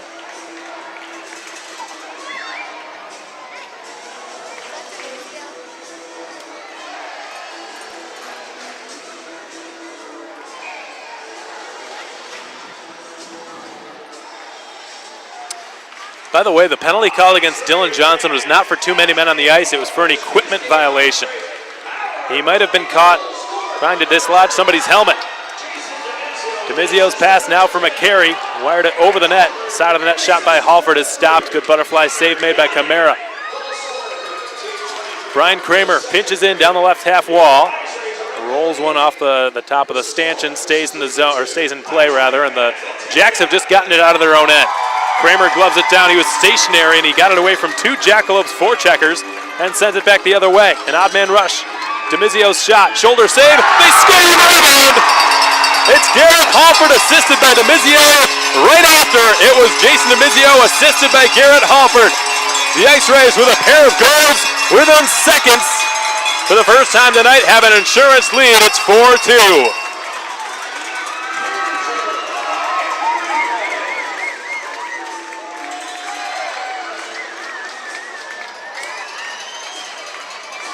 Unfortunately, I don't think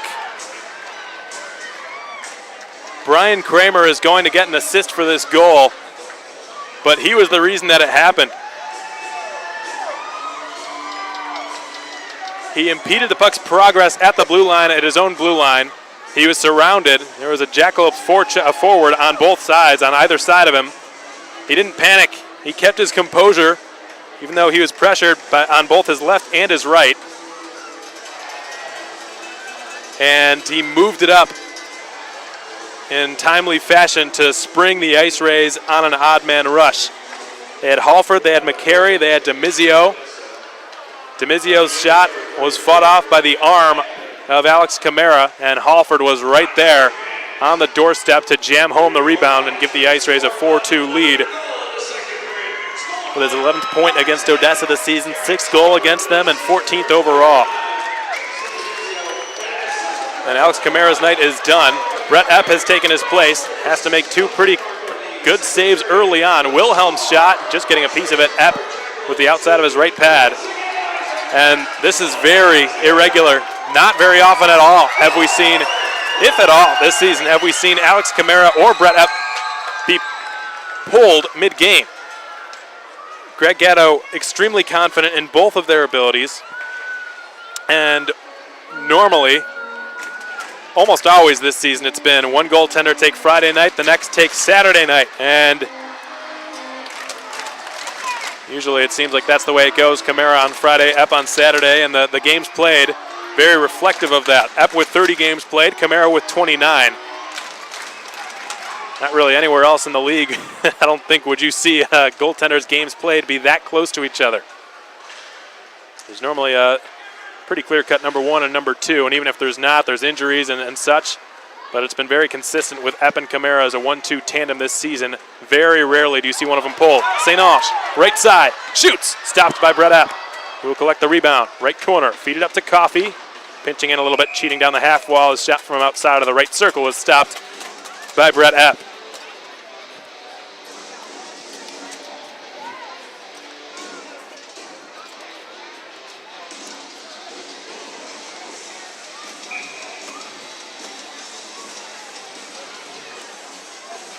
A high-flying second period. 2:20 left to go in it still. There have been 4 goals. 3 from the home side, 1 from the visitors. Icing called against Odessa. Peter Miko and Blake Coffey were in an entanglement near the IceRays blue line. I don't think anything's going to be called against either one of them.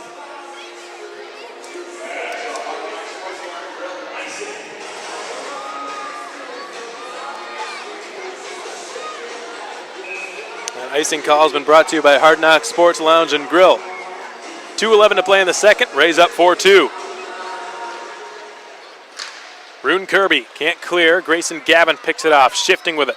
Feeding one over, hoping for Angus Scott, who will drop it back into the left corner. St. Ange has it. He's checked by Zach Herman. Herman slides it to Victor Johansson. He's harassed by Gavin, got away from him, and feeds Herman now.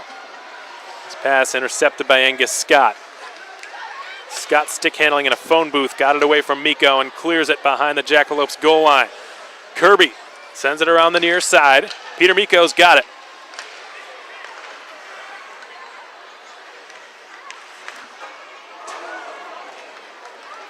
Here comes St. Ange now down the right side, trying to angle one off the side boards. No icing here. Youngworth able to outrace the opposition to the puck. Epp is well out of his net. Youngworth trying to make him pay for that. Cadlick centers. Here's a shot for Miller. He scores!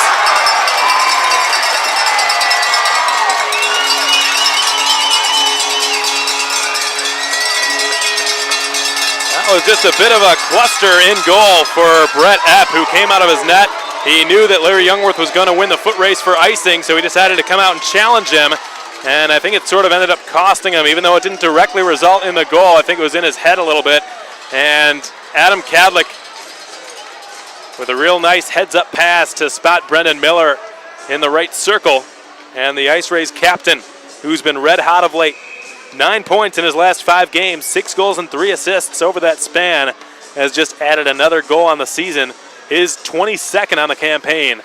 Brendan Miller makes it a 5-2 hockey game. And the Rays are slowly turning this one into their control.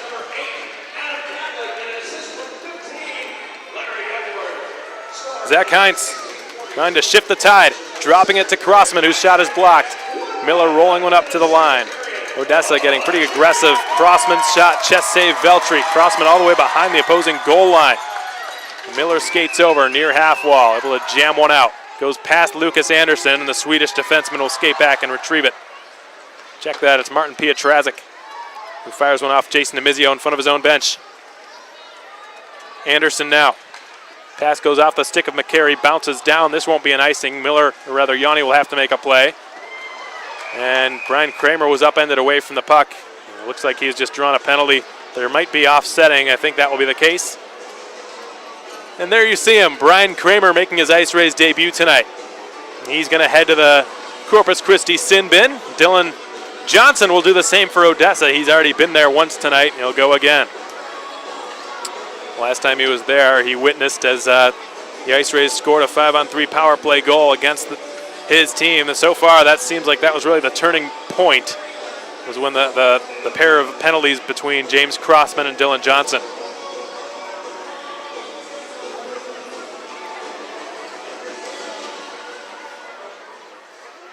Trevor Wilhelm taps it behind his net.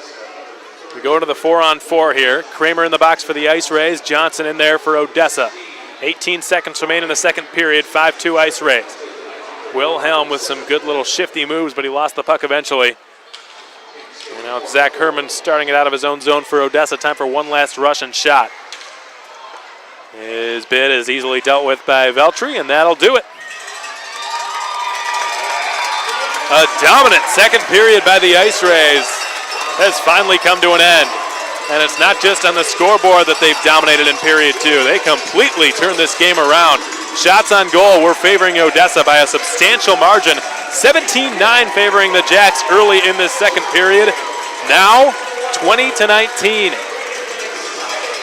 Utterly dominant second period of play, which this season has been the IceRays' strongest period as a whole. But they just absolutely took the reins on this one and just controlled the pace and the tempo in period 2. 3 unanswered strikes coming off of IceRays sticks. It was Angus Scott who regained Corpus Christi's lead at just 2:12 into period 2.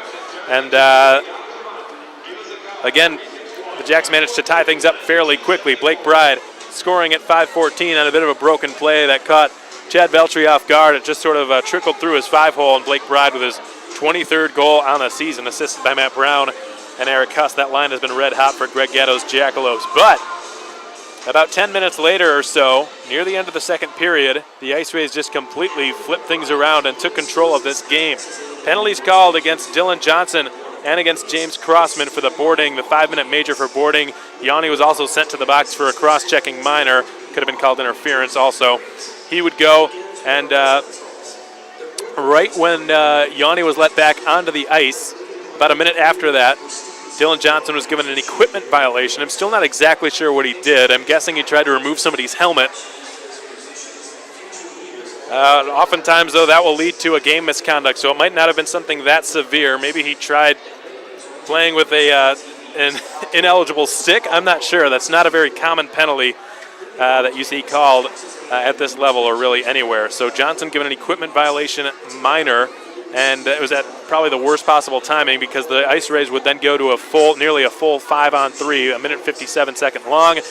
The Jacks did a really good job killing it off for the majority of it, but with just 5 seconds left on it, the IceRays were down to their second unit. Garrett Halford with a brilliant circle-to-circle feed over to Jason Demizio, and near the goal line, the IceRays veteran powered home a one-timer past Alex Camara to give the Rays a 3-2 advantage. Then it was Garrett Halford who added to it.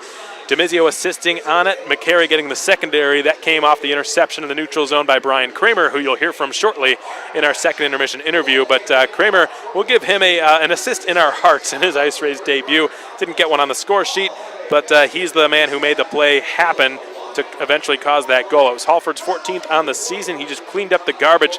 Demizio's shot fought off by Camara with his arm. The puck just sort of fluttered over it, landed right behind him in the blue paint, and he just had no chance. Halford spotted it before anyone else could and buried it for his 14th goal of the season, Demizio's 11th assist. That would be the end of the line for Alex Camara, who was pulled in favor of Brett Epp after giving up 4 goals on 16 shots. So Epp, so far, 2 for 3 in goal. He also surrendered a shot. It was Brendan Miller sniping one, his 22nd on the campaign, assisted by Adam Cadlick and Larry Youngworth. A 5-goal second period, 4 coming from IceRays sticks.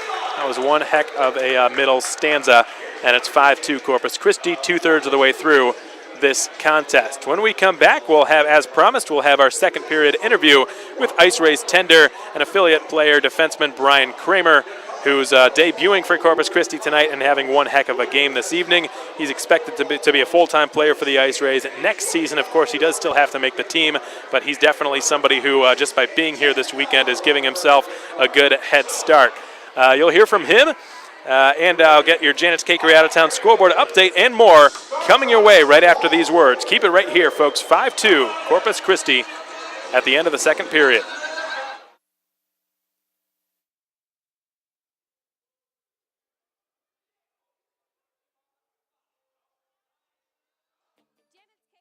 Local retail bakery that has been in business for 25 years. They provide customers with moist, delicious cakes for all occasions, plus pies, cheesecakes, pastries, balloons, candles, and ornaments for all cakes. Give Janet's Cakery a call at 991-6212 or visit them online at janetscakery.com. Janet's Cakery opens 7 days a week. That's 991-6212.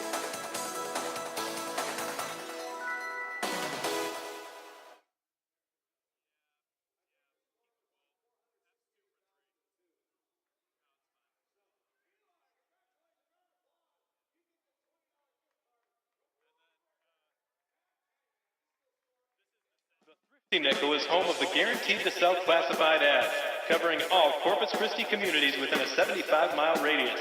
Place your personal classified with us, and if it hasn't sold in 4 weeks, we'll run it for free until it sells. Visit us in the Gulfway Shopping Center or give us a call at 361-980-0008 or online at cc.thriftynickel.com. Thrifty Nickel, where you get nationwide coverage with hometown service.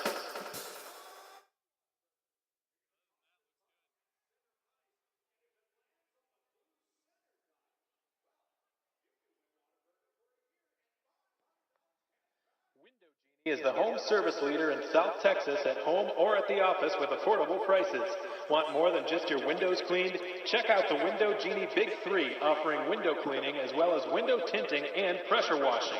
Window Genie is also your year-round solution for cleaning those pesky gutters. Call for an estimate at 361-792-3554. That's 361-792-3554. And let the power of the Genie work for you.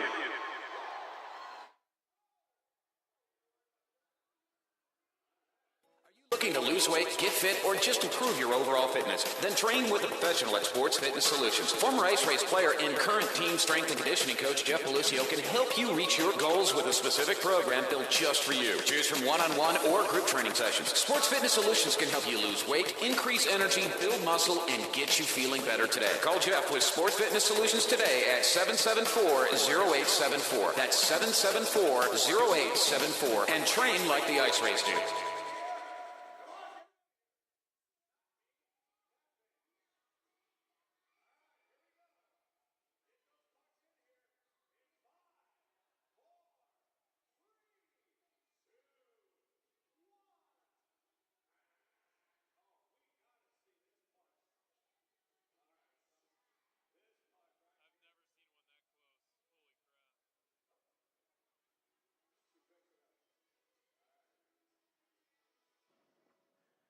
Welcome back, everyone. Again, thanks so much for joining us tonight on the IceRays Broadcast Network. Alex Von Coyle with you as always, broadcasting live from the American Bank Center tonight. Game 57 of 60 of the 2017-18 regular season.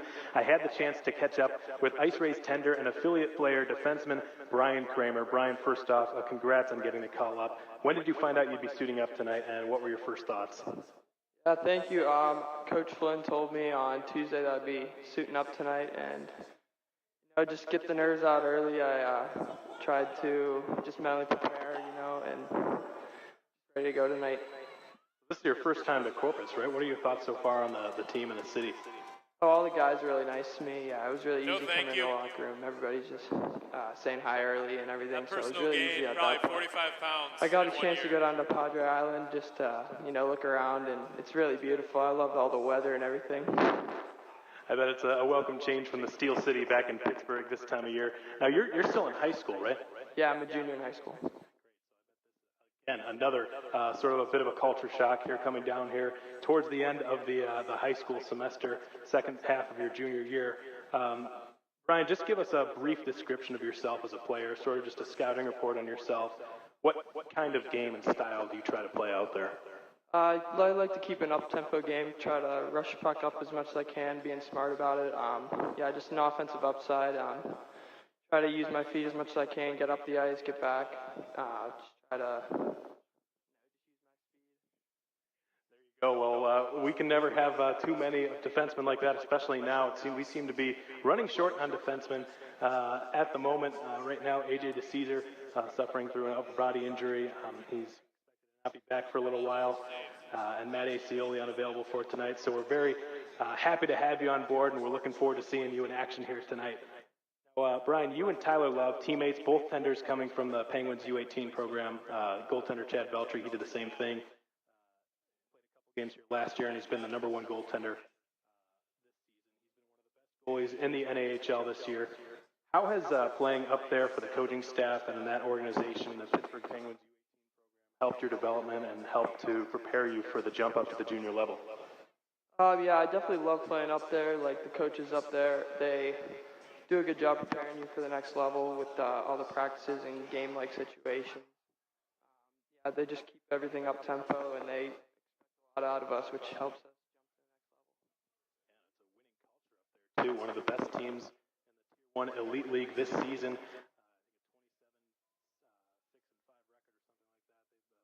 Pittsburgh Penguins U18 team's been outstanding. You and Tyler Love, I'm told, have a lot to do with that success the team's had up there this season. And the IceRays right now, as you know, have just clinched a playoff spot. They're going to be battling against the third place Odessa Jackalopes this weekend. And that's a team that has given the IceRays a lot of trouble this year. They've beaten us 8 out of 10 matchups so far. This being your first game of junior hockey, what are your keys to having a strong night, and what are the most important things for you to keep in mind as you go into tonight's game? Well, definitely thinking that this is my first game, just definitely trying to get the nerves out early. Heard that they like to use their speed, so I'll try to match that and just play my game. That's the only way that I think I can help. So just try to get ready to go. There you have it. Well, I'm sure if you play your game, you will be just fine from all accounts and all reports that I've heard on you. Brian, thanks so much for your time, and good luck out there tonight in your first NAHL game. Yeah, thank you very much. That's Brian Kramer, defenseman, tender, and affiliated player for your Corpus Christi Ice Rays. He'll be wearing the number 16 tonight as the Rays take on the Odessa Jackalopes.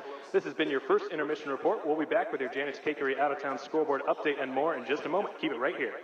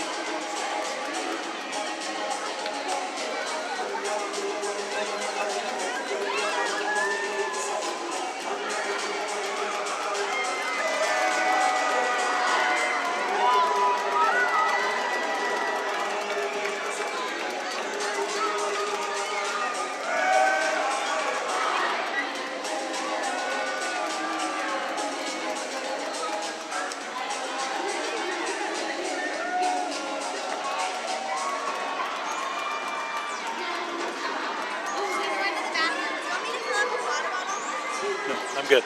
Thanks. Yeah.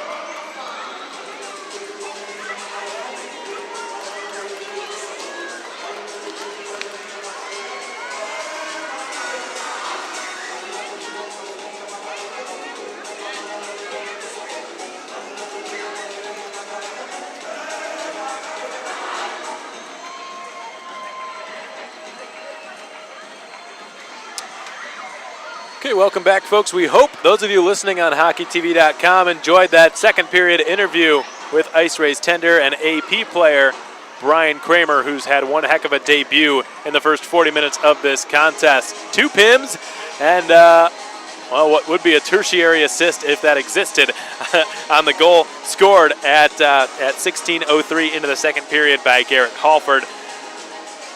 Kramer making an excellent defensive read at the blue line in his own zone, remaining calm and composed with a Jackalopes forechecker on both sides of him and feeding the puck up to spring his team on a 3-on-1 rush, which ultimately led to a goal scored by Halford, which was the insurance goal, the first insurance lead the Ice Rays had. They would build upon that. Just 2.5 minutes later, Brendan Miller sniping one past Brett Epp for his 22nd goal on the season. So the Ice Rays absolutely taking control at the end of period 2. 3 goals scored within a 3.5 minute segment of time, and 2 goals scored within a 42nd segment of time. DeMizio and Halford each with a goal and an assist respectively, and it's a 5-2 Ice Rays lead. Let's take a look at our Janet's Cakery out-of-town scoreboard update. Wilkes-Barre Scranton beating up on the New Jersey Titans out east tonight at the Rev Ice Center in Pittston, Pennsylvania. The Knights with a 7-1 lead over New Jersey. 6-2 the score in favor of Philadelphia over the Northeast Generals. The Rebels have just won that game convincingly on home ice. A 2-2 tie between the Austin Bruins and the Janesville Jets. The Springfield Junior Blues also in a stalemate with the Minnesota Magicians. 1-1 the score of that game in Illinois' capital this evening. The Cooley Region Chill have erased a deficit. Nick Bowman scoring the tying goal for Mike Egan and the Chill. 2-2 the score of that game up at the Larson Ice Center in Brookings, South Dakota tonight. The Shreveport Mudbugs, Lone Star Brahmas still without a score in that game up at George's Pond. And for those of you tuned in tonight, you chose the right game to tune into. Sometimes low-scoring games can be entertaining, but me personally, I prefer a 5-2 game any day of the week, especially when the home side is winning. I'll try not to be too partial tonight. I know you Jackalopes fans have no choice but to tune in to me. Cody Lefkowitz, a good buddy of mine, the Jackalopes broadcaster, not able to travel with the team. A holiday he is celebrating with his family this weekend. So a shout out to him. Hope he is doing well. Hope all is well with Cody. And to you Jackalopes fans, thanks for enduring slightly biased towards the IceRays broadcast tonight. The Minnesota Wilderness with a 1-0 lead over the Minot Minotauros. The Amarillo Bulls stomping the Topeka Roadrunners 4-0 to score in that game. Goals by O'Rourke, Sokolov, Broncho, and Griebenow. Bismarck Bobcats hosting the Aberdeen Wings in an Inter-Dakota matchup. And the North Dakota's capital, the Bobcats trailing the Wings by a 4-3 margin late in period 2. Scott Langer's squad hoping to continue their dominance here late in the season. Fairbanks Ice Dogs, the Kenai River Brown Bears will square off in an Inter-Alaska matchup at 7:30 p.m. Alaska time, 10:30 p.m. Central, 11:30 Eastern. That wraps up your final Janet's Cakery out-of-town scoreboard update. Until the end of the game, of course, we'll give you one last. We're about 100 seconds away from third period puck drop here at the ABC. 5-2 IceRays, your score. We'll be back in a moment, folks.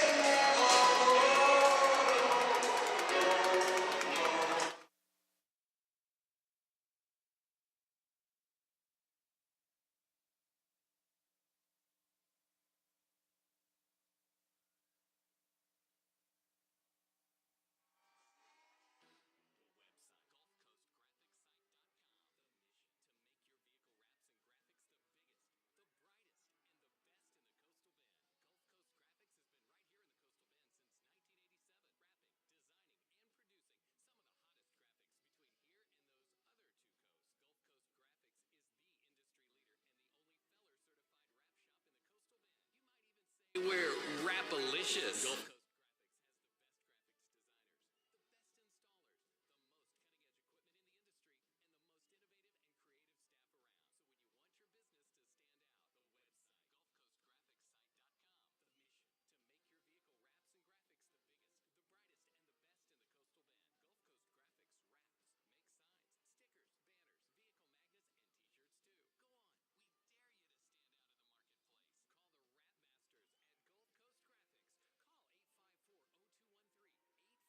Or 0213.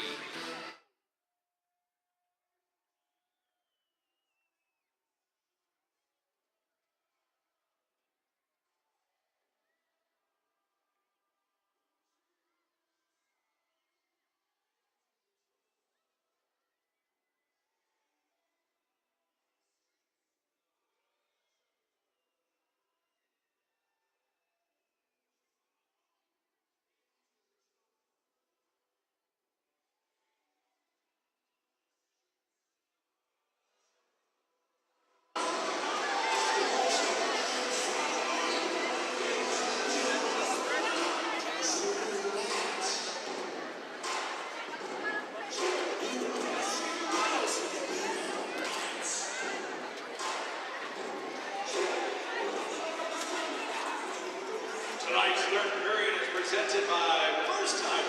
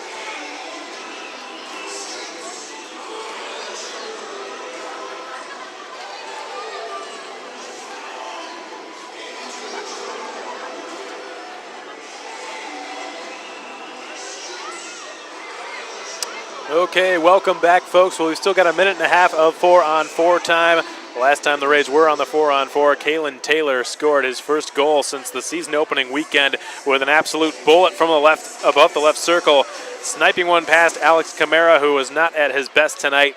Not to say that these goals have been on him necessarily, but normally, given the success that Camara's had this season, I wouldn't say that he's been in prime condition here tonight. Brett Epp trying to do some damage control and help to give a bit of a boost to his team, who certainly needs it. The Jackalopes trailing by 3 goals at the onset of period 3. This third period of Ice Rays hockey is brought to you by First Title Company. Again, the Rays with a 5-2 lead as we're here on the 4-on-4 with a minute remaining on it. Chad Veltri makes a save from the side of the net shot that came from Lucas Anderson. Now it's going to be Youngworth who wheels behind his own net and starts it down the right side in front of the benches. Youngworth races in over the blue line, dips the shoulder and goes wide on Anderson. Anderson finishes him into the corner. A clean check, says Ian Gendro, so they play on. Zach Heinz zigzagging and gaining the line, takes it down into the left corner and works it wide on Connor Yanni now. Kadlik pries it free, advanced it as far as McKeeby, no further, and McKeeby will drive it back in behind the Ice Rays net. Veltri deals it aside for Yanni. His pass goes up the stanchions up to Trevor Wilhelm now, and the smooth skating defenseman will gain the blue line. Wilhelm had it between his skates, lost possession of it, and here comes Heinz on the counterattack. Defended by Rosenberg, cuts to the inside, loses the puck. It goes off the skates of Gavin. Rosenberg's just cleared it out to nobody in particular, but he's bought his team a chance to make a few line changes. Kramer skating right to the Ice Rays bench to be replaced by Blake Coffey. Gavin lunges out with his stick, gets the puck, decides to shovel it into the slot, pinballs off a leg. The Jacks have cleared it past the blue line once more, and Gavin will ricochet it back in. 2 minutes have expired in the third period. The Rays and the Jackalopes nearly level in shots on goal. 2019 favoring the Jackalopes, but the Rays with a commanding 5-2 advantage on the score sheet. Alex Camara stopping 12 of 16 shots. Brett Epp 2 of 3 thus far. The pass out to Angus Scott. Knocked off his stick. Here come the Jacks on a 2-on-2 developing. The shot from the neutral zone taken by Johnson, easily stopped by Chad Veltri. He's just made his 19th save of this game. Zach Herman flutters one over the stick of Jason DeMizio. Chad Veltri coming off of a 53 save performance and a Sports Radio Corpus Christi first star of the game performance as well. Last weekend in Shreveport against the Mudbugs, going 53 of 54 and facing a shot total in the 20s. It sounds like a walk in the park to him, but the Jacks are not done yet. Jason DeMizio with a good effort to pass it to himself and then spring McCary into the attacking zone. Halford gets the drop pass. He will shoot. Missed the right post. Good little crafty play between DeMizio, Halford, and McCary. A line that's really dominated towards the end of the second period. The line that was most responsible for the Ice Rays' seizure of this game, or seizing of this game. 2 goals in a 40-second time span. And they were responsible for both of them. Albeit one came on the power play. It was Halford and DeMizio who connected.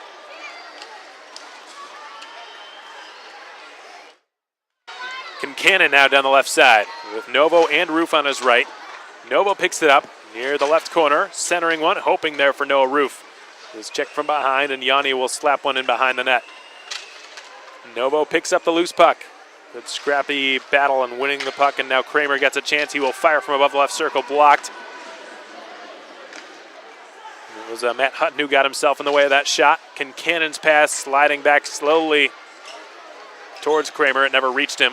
Kramer defending the impending rush. Offside called by Eric McDonald, the linesman. 4 minutes into the third period. That offside whistle brought to you by Ad Alliance. We get a stoppage in play with the Rays up on the Jacks 5-2. Depending on who you ask, it might be considered a bit of a sleeper out in Shreveport tonight. Still no score in that game between the Mudbugs and the Lone Star Brahmas. We knew that the Mudbugs had struggled scoring against Lone Star, particularly Mitchell Gibson. And all they need to do tonight is get a point from that game, and they will secure first place in the South Division. Gibson tonight, 24 of 24 in net. Castor, 9 of 9. Shreveport really outshooting the Brahmas heavily in that contest, hoping to snap their 10-game winning streak tonight. Youngworth getting into a tussle in front of his own bench. Petrazik is checked by Wilhelm off balance. The pass on the outlet is outside of the reach of Miller, and the Jacks reorganize. Anderson filters one ahead. Good spring pass for Franti, who fires off the glove of Veltri.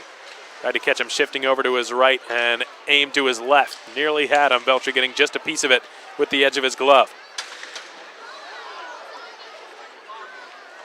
Rosenberg sends it up to Miller, who redirects it out into neutral territory. Rosenberg off the interception. Plays one ahead. Good lead pass. Miller left side will shoot.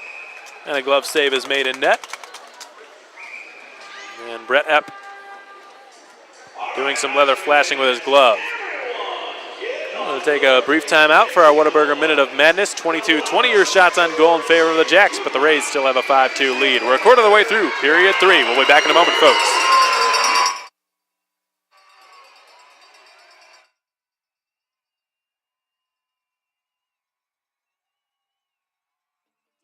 Bakery is a local retail bakery that has been in business for 25 years. They provide customers with moist, delicious cakes for all occasions, plus pies, cheesecakes, pastries, balloons, candles, and ornaments for all cakes. Give Janet's Cakery a call at 991-6212 or visit them online at janetscakery.com. Janet's Cakery opens 7 days a week. That's 991-6212.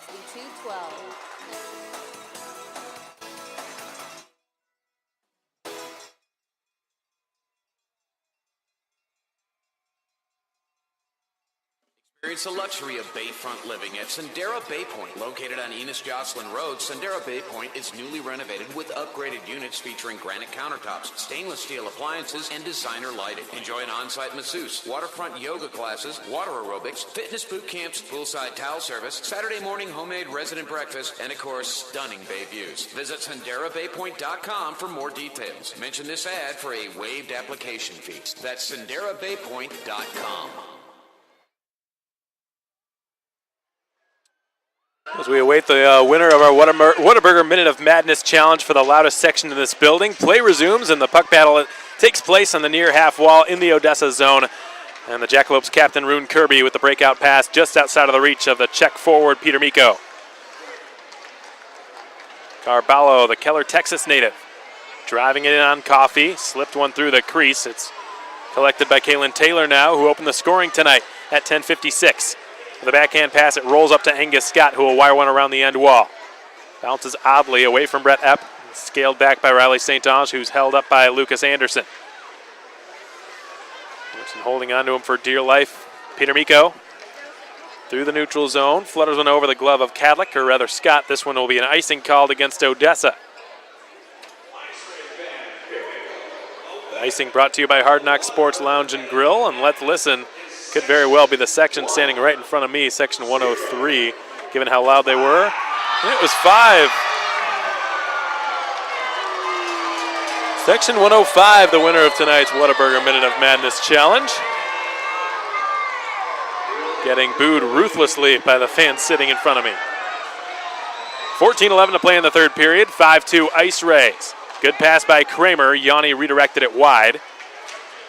And Yanni's got possession now in the near corner with Halford on his left and McCary on his right. The latter of the two gets it on his stick. Sets up Halford left half wall. Deep slot Yanni. Now to the right circle, it's DeMizio who fires. Chest save, rebound. Hacked on goal by Halford and stopped by Brett Epp.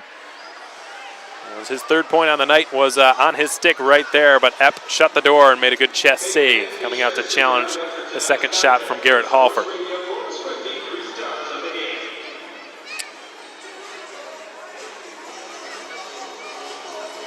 The IceRays have had plenty of offensive contributors to this game, one of whom is Connor Yanni, who has extended his assist streak now to 8 games. He had the secondary on Jason DeMizio's power play strike, which regained the IceRays lead with just 5 seconds remaining on the 5-on-3 man advantage. McCary's one-timer flutters over the glove.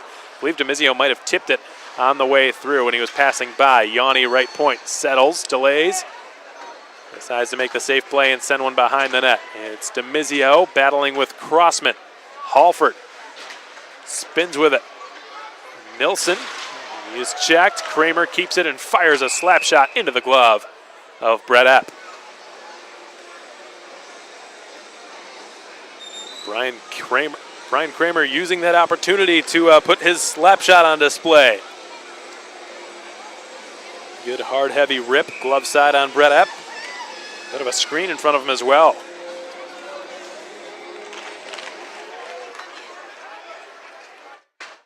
Puck's been fired around the end wall and out to the neutral zone. Dylan Johnson has it, and a fight breaking out in the Jackalope zone in the right circle. Matt Novo in a tussle, and he's got a good grapple on Hutton right now. It's Matt Hutton against Matt Novo, and the linesmen jump in to separate that little Donnybrook. That happened so suddenly, just out of nowhere. The play was going on. Dylan Johnson was skating in front of his own bench, and all of a sudden, fisticuffs being thrown left and right. Novo and Hutton came to a mutual agreement pretty quickly there. I don't know that the camera really caught all of that because, again, it was right in the middle of a play.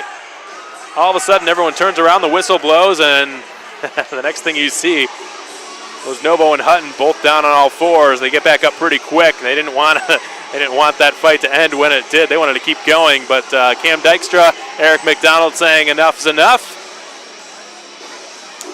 And both of them will wait out the rest of this game from the locker room.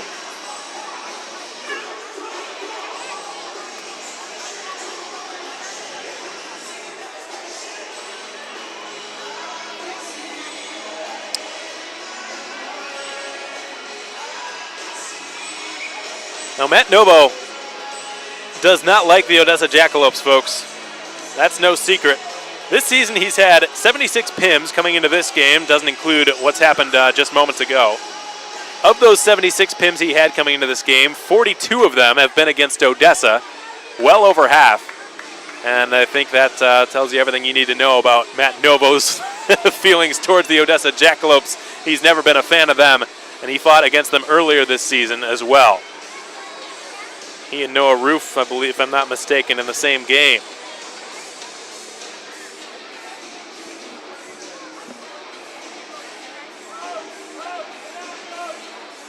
And now it's probably safe to say that somewhere around 75% of Novo's total PIMs have come against this team alone. So Novo will be done, and so will Matt Hutton, who's not played against the IceRays this season until tonight. Neutral zone face-off won cleanly by Noah Roof, who's got a new line mate now in Julian McCary on his right. And he will locate the puck in between his skates and drive it into Odessa territory. A baker's dozen to play in the third period. 13 minutes on the spot in the third, and the IceRays right now leading the Jacks 5-2. Shots even at 22 apiece. So here's Eric Huss shoveling a pass in front. They score on the one-time shot. Nice pass by Huss right onto the doorstep for Matt Brown, who was able to fire one past Chad Veltry's left pad and into the back of the net. The Jackalopes have just cut the deficit to 2. It's Brown's goal, and it's a 5-3 IceRays lead. IceRays maybe getting a little bit lackadaisical here defensively. Eric Huss staying on it. Nice vision, nice pass from his backhand, Matt Brown with the one-time shot, tapping it past Veltry's outstretched pad for his 15th goal of the season, and his 5th against the IceRays.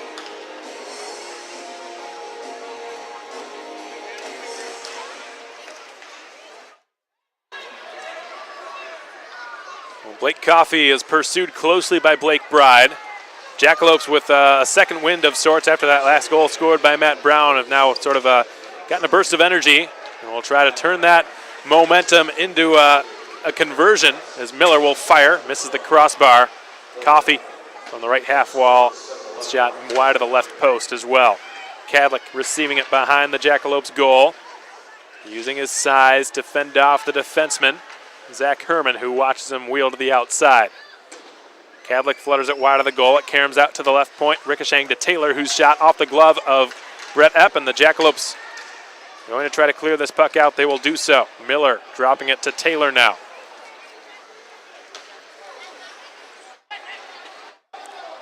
Kalen Taylor resetting in his own zone.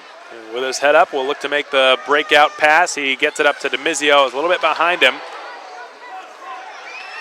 Zach Herman recovering just in the nick of time. He probably got some, no doubt, got some words of encouragement from the bench. He looked like he was heading to the bench, and had he not turned away, Halford would have had a clear-cut breakaway. And that's why you pay attention on the bench. Your teammates changing. Miko kicked it pretty far into his path, guns it down and centers. It's loose in the slot, jabbed up into the high slot, overskated by DeMizio, picked up now and cleared by Kramer behind Halford and out. Connor Yanni angling one up to Angus Scott, scored the Ice Rays' second goal in this game. Also took a pretty nasty hit from behind by James Crossman, which ultimately led to an Ice Rays 5-on-3 power play goal. Victor Johansson down the left side, trying to slip one into the middle. Lost an edge, blew a tire, and went crashing into the corner on the far side. Angus Scott in transition. St. Albans with a good drop pass. Gavin's shot pass didn't work out.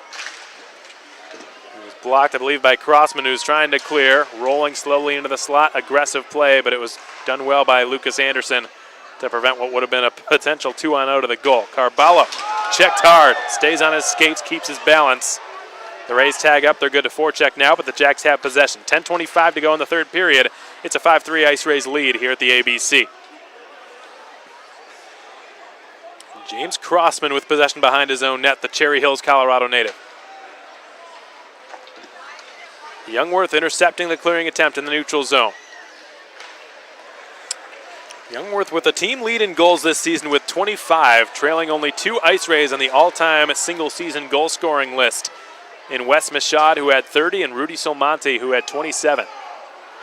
The Ice Rays have just iced the puck. That icing brought to you by Hard Knocks Sports Lounge and Grill. We've crossed the halfway point of period 3, 9:53 to go in the closing stanza. The Rays up 5-3 over the Odessa Jackalopes. Only one goal has been scored in this final segment. It was Odessa's Matt Brown who did the honors, his 15th on the year.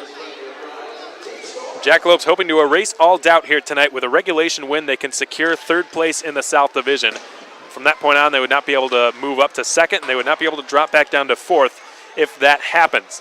They still have tomorrow if tonight's doesn't go according to plan. Kincannon, right circle, tried to filter one across. Good back check by Dylan Johnson, who probably just saved a goal. Johnson rolls it up now to Zach Heinz over the blue line on the left side. Watched closely by Coffey. Youngworth makes a break for it. Roof has his head up, tries to filter one over to him. And it looked like James Crossman had a spill, lost an edge. The Ice Rays will have to reset. Crossman still broke up the play all the same. Heinz, right side, Roof in a scrap.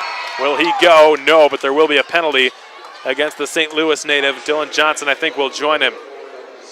Ian Gendro telling Noah Roof and Dylan Johnson to go to the box. Johnson's going to be making his 3rd or 4th trip there this game. And he has been a jack in the box tonight.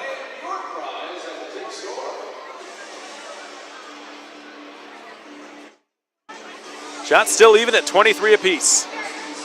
5-3 Ice Rays, your score. 3 of those 5 goals came within a 3.5-minute span late in the second period.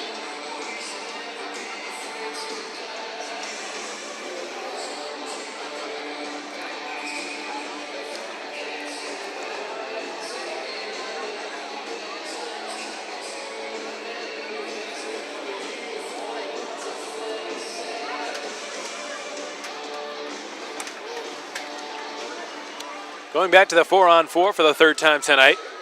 The Ice Rays converted on one of them, Kalen Taylor, when he opened the scoring at 10:56 in this game. Matt Brown skates in and fires. Good blocker save by Chad Veltri, who punched aside the shot. And Julian McCary will now motor down the right wing side. The secondary assist on the Ice Rays go-ahead goal late in the second on the 5-on-3 power play strike. Excuse me, on the insurance goal scored by Garrett Halford to make it 4-2. Shortly after the power play concluded. McCary turning the corner now with Blake Bride pressuring him from his side. McCary down the left wing, chipped it in past James Crossman, and will wobble it back to the blue line. It's Kalen Taylor. Halford in the near circle, up to the top, it's Blake Coffey. Taylor, right circle with a shot. Looked like it was blocked by Blake Bride en route to the goal, pinballed off the back boards, and it was ultimately covered up by Brett Epp. A big shout out to Texas Roadhouse for sponsoring tonight's meal of the night down in the media room. 5-3 Corpus Christi with 8:21 to go in period 3. Again, folks, tomorrow night the IceRays will be right back here. Same time, same place, 7:05 p.m. Central Time. Puck drop, the scheduled start time of tomorrow's game. The IceRays will host the Odessa Jackalopes, playing them for the very last time this regular season. It will be game 12 of 12 in that head-to-head matchup. This season, the Rays just 2-5-3 against the Jacks. The Jacks have given them more difficulty than any other team in the league this season. But the IceRays so far tonight having flipped the script for the most part. Carballo settles it. Nice play made by Eric Huss to pry it free from the side of the goal. It was lodged or stuck up in the netting there. Play resumes as Herman will feed Huss now in the left corner. Carries behind the net. Eric Huss with his head up, giving it back to the point.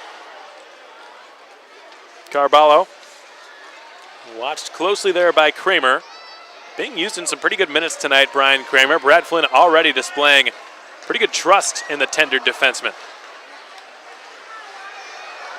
Yanni, his D partner, has it now. Good cross ice, an 85-foot wide pass to St. Ange, who shoots. Nearly went 5-hole loose on the doorstep. They score! Riley St. Ange shot from a tough angle and an extremely awkward-looking save made by Brett Epp. And it was loose on the goal line. And I think it was ultimately jammed past him by Grayson Gavin, who will get credit for this goal. Riley St. Ange with another assist has helped the IceRays to another 3-goal advantage. Grayson Gavin just tapping it past Brett Epp, who was just sort of looked flabbergasted there. He was caught by surprise, unbeknownst to the puck's whereabouts, clearly. And I don't think he was expecting that shot by Riley St. Ange. Either he wasn't expecting a shot or he wasn't expecting a shot of that speed. And that's why the changeup was invented, folks. Chad Veltri having to deal with a scramble in front of his goal right now in the blue paint on top of his crease. He's got it. And the whistle's blown. But there's still plenty of pushing and shoving going on in the crease.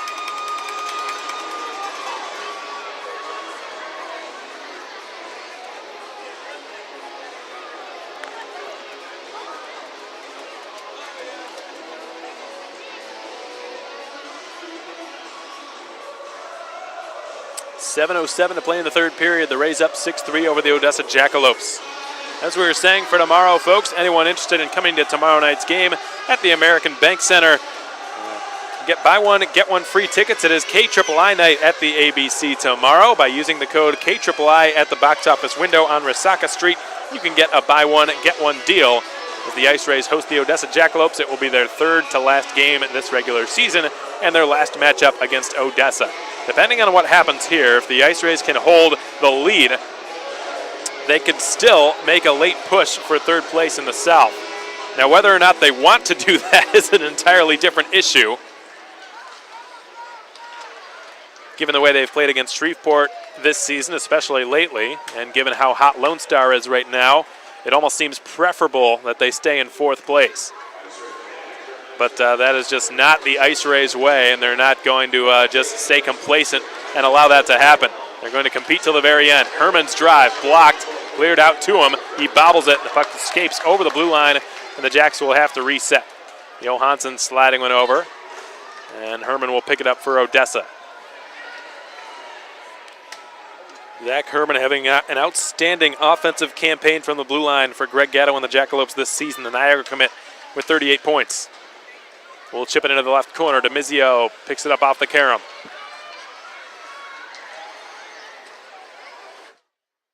Herman will reverse it behind the opposing net. It's Blake Bride battling away for it, trying a reverse backhand wraparound attempt, and it was stopped by Veltri in the blue paint. Stopping Blake Bride shortly after stopping his future teammate, Zach Herman.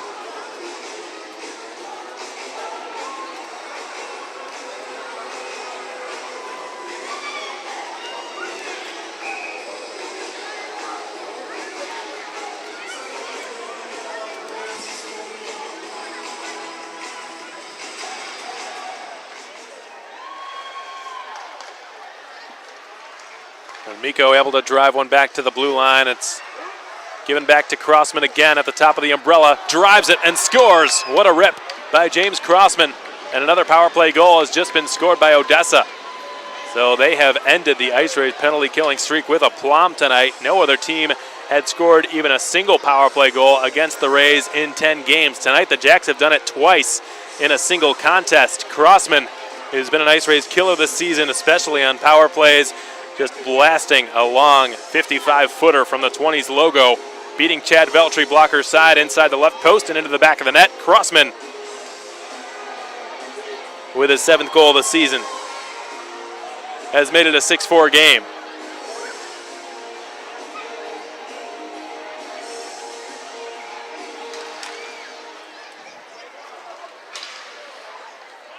Trevor Wilhelm in front of his own bench, feeding Grayson Gavin.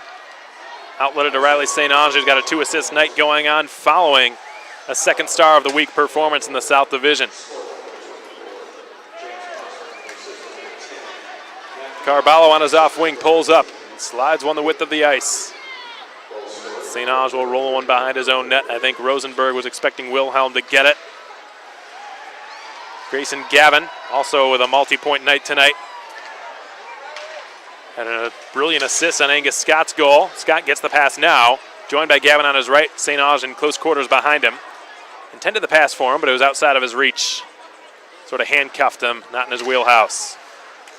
Gavin turning and picking up possession. Scott's on his left, as is St. Ange. Taylor, pass goes off his skates. Crossman will take over now, the most recent goal scorer in this contest. Gets the pass on the right wing side. Reese centers it, goes wide of Veltri's net.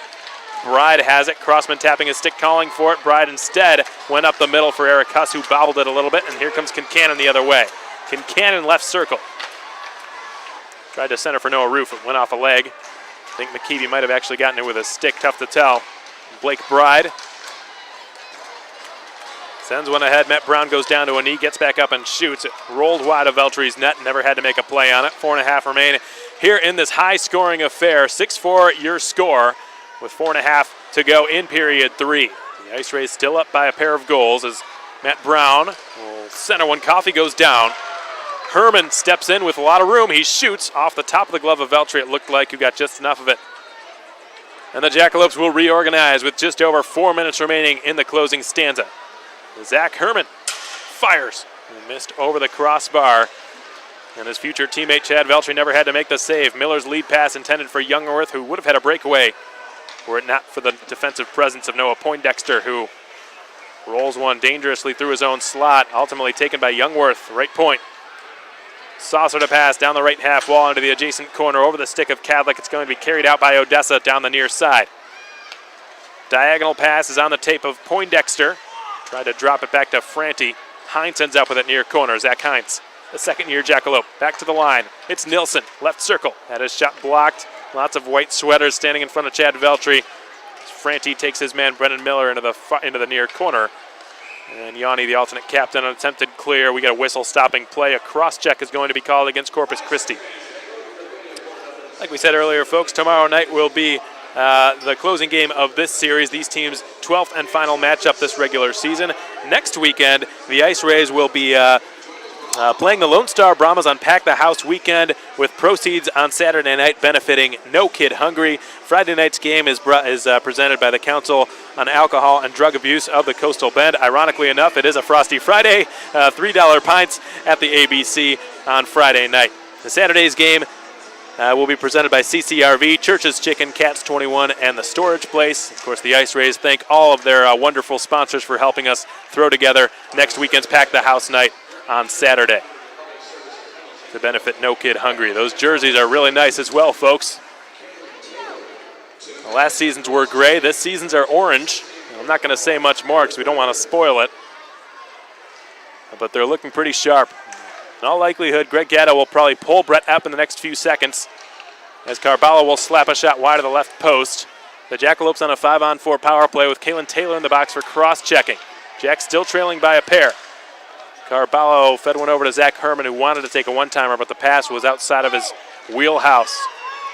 Carballo at the line again, controlling it. Herman right half wall. Surveys his options. Zach Herman above the right circle. Gave it to the adjacent side of the goal line. The shot is on from a tough angle. Velchi makes the save. The Rays get a 2-on-1. It's brought down the right wing side by Brendan Miller. Crashing the net is Gavin, who gets the pass. It bounces on him. And Miller will just skate to the IceRays bench. The NAHL leader in shorthanded goals this season will get a breather. 2:08 to play in the third period. 50 seconds remain on the cross-check against Kalen Taylor. And will Brett Epp go to the bench is the question. Halford shovels it from the neutral zone and down. There's an injured player, Ryan Rosenberg, for the IceRays, it looks like. He will slowly work his way back to the Corpus Christi bench. Brian Kramer hops on to replace him. In the meantime, it's brought down the right side. Good job defending done by Garrett Halford, who's just cleared it. 100 seconds remain.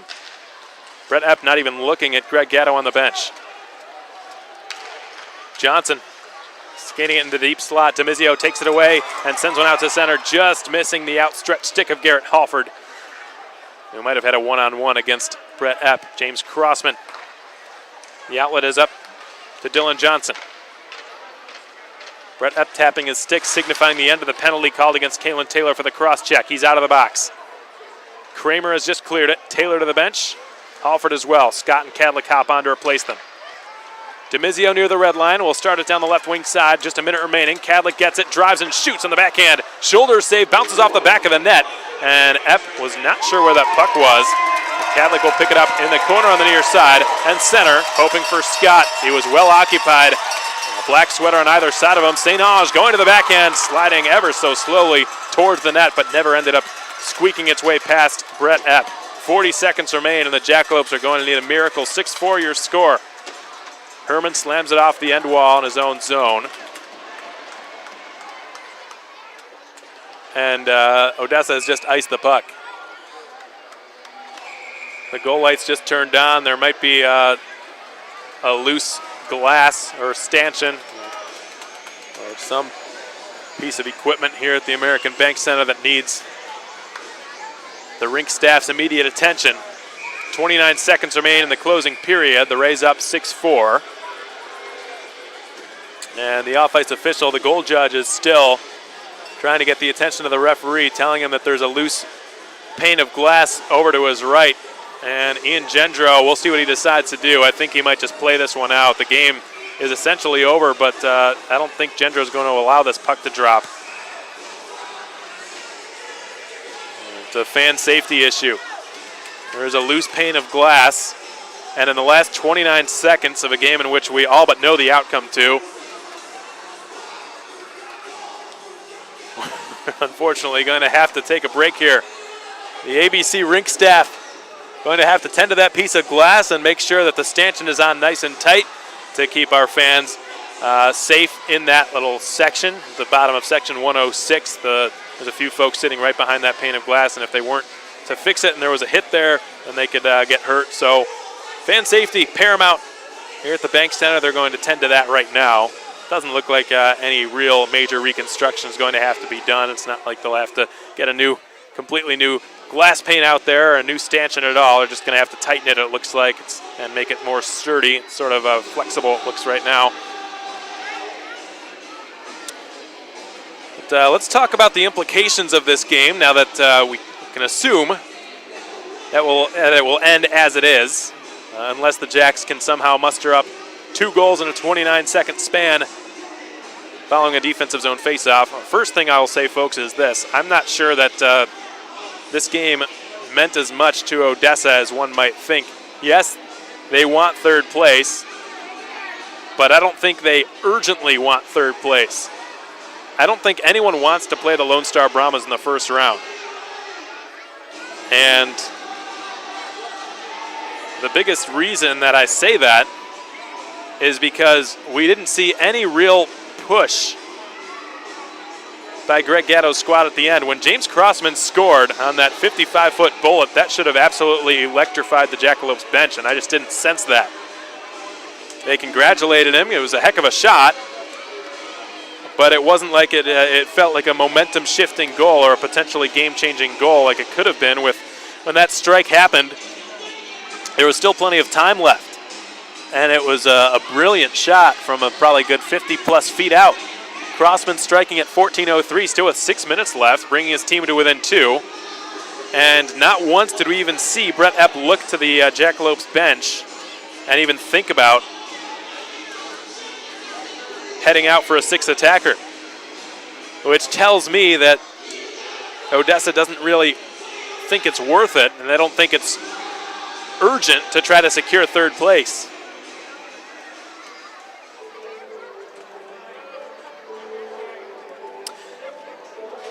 And you can understand why. It's not always. Sometimes the playoffs in hockey, it just comes down to who's ever got the hot stick, whichever the hot team is, and that's why you see 8 seeds defeat 1 seeds all the time. It happens in this sport more than anywhere else. You can look at all sorts of historical examples throughout history. The 2012 Los Angeles Kings going all the way to the Stanley Cup Finals, beating the 6th-seeded New Jersey Devils at the time. The Kings during the regular season were right around a 500 team. All of a sudden the playoffs start and they're just steamrolling everybody. And I think right now the vibe that people are starting to get is that that might be happening with the Lone Star Brahmas. Given the way that their month of March has gone, they've been undefeated. They've won 10 straight. Right now they're in Shreveport taking on the Mudbugs on the road, a team that hasn't scored a goal against them in over 120 minutes of play. It's now well over that. You add on the 2 periods that happened tonight, 160. Right now it's still 0-0 with 4.5 minutes remaining. Mitchell Gibson just a brick wall. He had 24 shots on his net through the first 2 periods. Right now, the Harvard commit, Lone Stars goaltender Mitchell Gibson having saved. Well, we don't get. Oh, that's right. Shreveport, they don't update the shots until after the period's over, so we don't know just yet. But I'm sure it's near 30 or probably over it. And Lone Star really, since the additions of John Russell and Stephen Ipri in that trade with Austin O'Rourke and Jared Doman being sent to the Amarillo Bulls, the Brahmas have been a completely different team. Take their power play, for instance. Near the bottom of the league standings, there was a point at which they were 21st in the NAHL on the power play this season, the Lone Star Brahmas. Now, Lone Star's power play is the best in the South Division by far, and it's in the top half of the league standings at 21.3%. Russell, who can score goals, and Ipri, who can create them, have just really generated a spark into that team offensively.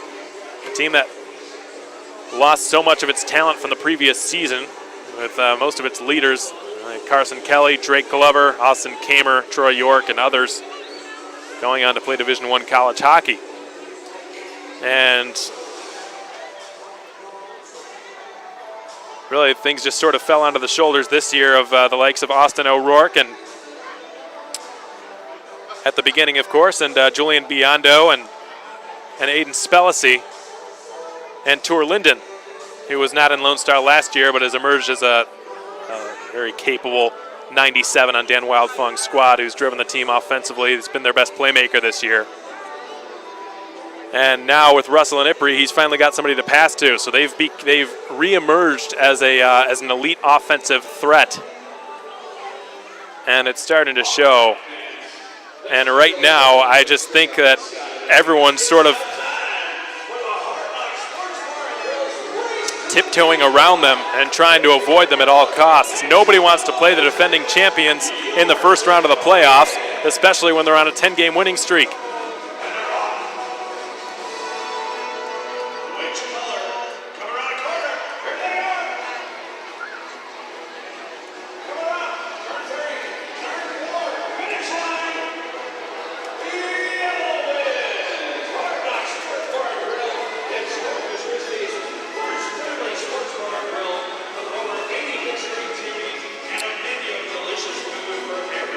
Time is winding down up in Shreveport. 2 minutes remaining in that game, and if there's no goal scored in that time, then Shreveport will have clinched first place in the South. If the IceRays hold on to this lead, which we expect them to do, still 29 seconds left. They're still fixing that loose stanchion at the bottom of section 106. If the IceRays hang on to this, they will draw to within 3 points of the Jackalopes in the South Division standings, which is where they were at when these teams last met in this building back at the start of March. The Jacks separated themselves. It was the battle of third place that weekend, and the Jacks pulled away with a complete clean sweep Tonight it's been a different story. The IceRays have flipped the script. They've beaten a team that's had their number this season. But Odessa can still clinch third place tomorrow if they win in regulation. If the Rays win in regulation, they'll be within a point, and with Odessa heading to take on Shreveport, a team they've really struggled against this season. And it's a very distinct possibility that the Rays can pass them.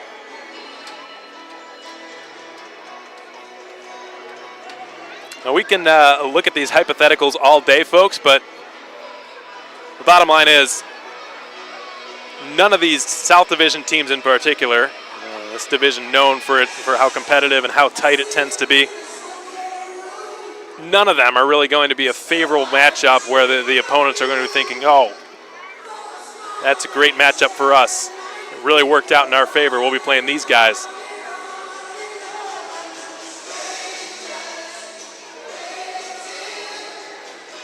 You've got, on one hand, you've got the defending champions. You've got the team that, for the most part, was had the best record in the NAHL this season in Shreveport.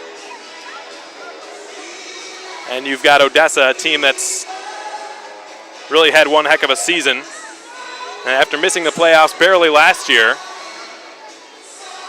really come into this campaign with a thirst and a desire to show what it's made of. Greg Gatto, Cody Campbell, like Brad Flynn said in the first intermission interview, both very capable, competent coaches who've put together one heck of a competitive hockey team this season. And the IceRays, a team that has proven on innumerable occasions that when they're at their best, they can beat anybody in this league and beat them in decisive fashion. Take what happened last weekend. No team all year had swept Shreveport in that building, not once.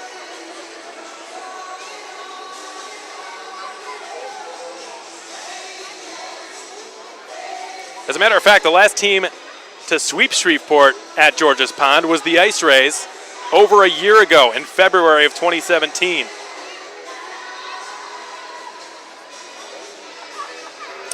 And take what happened last year in the postseason in the South Division Finals. Lone Star was unbeaten in the playoffs. The only team to win a game against them, the IceRays, took them all the way to Game 5. Every single one of those games was on the road. The American Bank Center was unavailable because of Disney on Ice. They had to play Games 3 and 4 in McKinney, Texas, which is only a half hour or so drive away from the Nitech Sports Center where the Brahmas play. That building was filled with Lone Star fans, Games 3 and 4. Those were the IceRays home games. Battling through all that adversity, they still took the Brahmas all the way to overtime in Game 5. And it was a Troy York goal that would be the difference. So I don't think anyone really wants to play the IceRays either, folks. It's just the playoff race in the South Division this year will just be fascinating to watch. And truthfully, I don't really think it matters too much what the matchups are. We're going to have a couple of spectacular series in the first round.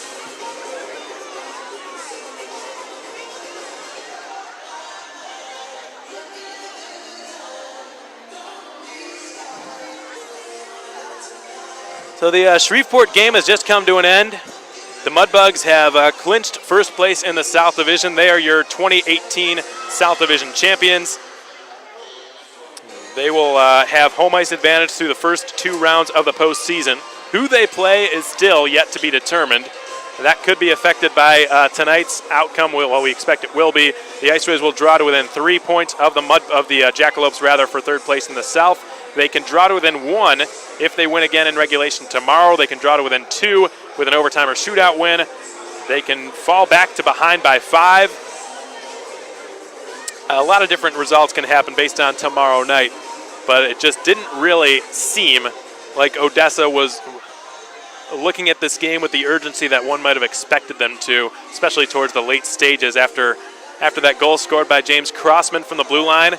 Just didn't really feel the intense thrill you would have expected on Odessa's bench. And again, their goaltender, Brett Epp, who came in relief in this game to replace Alex Camara late in the second period, he just never even looked to Greg Gatto on the bench, and I never saw Greg Gatto look to him. So it just didn't really seem like Odessa felt pressured, I guess you could say, to come from behind and tie this game up.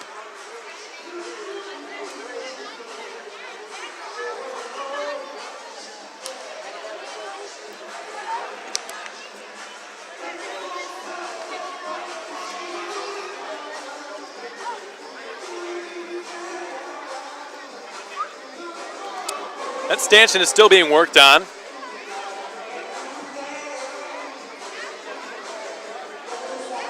Looks like they're just about to wrap it up. Zamboni driver and Paulie and a couple of others from the American Bank Center rink staff brought the ladder over there to take a look at it, and I think they're just about done.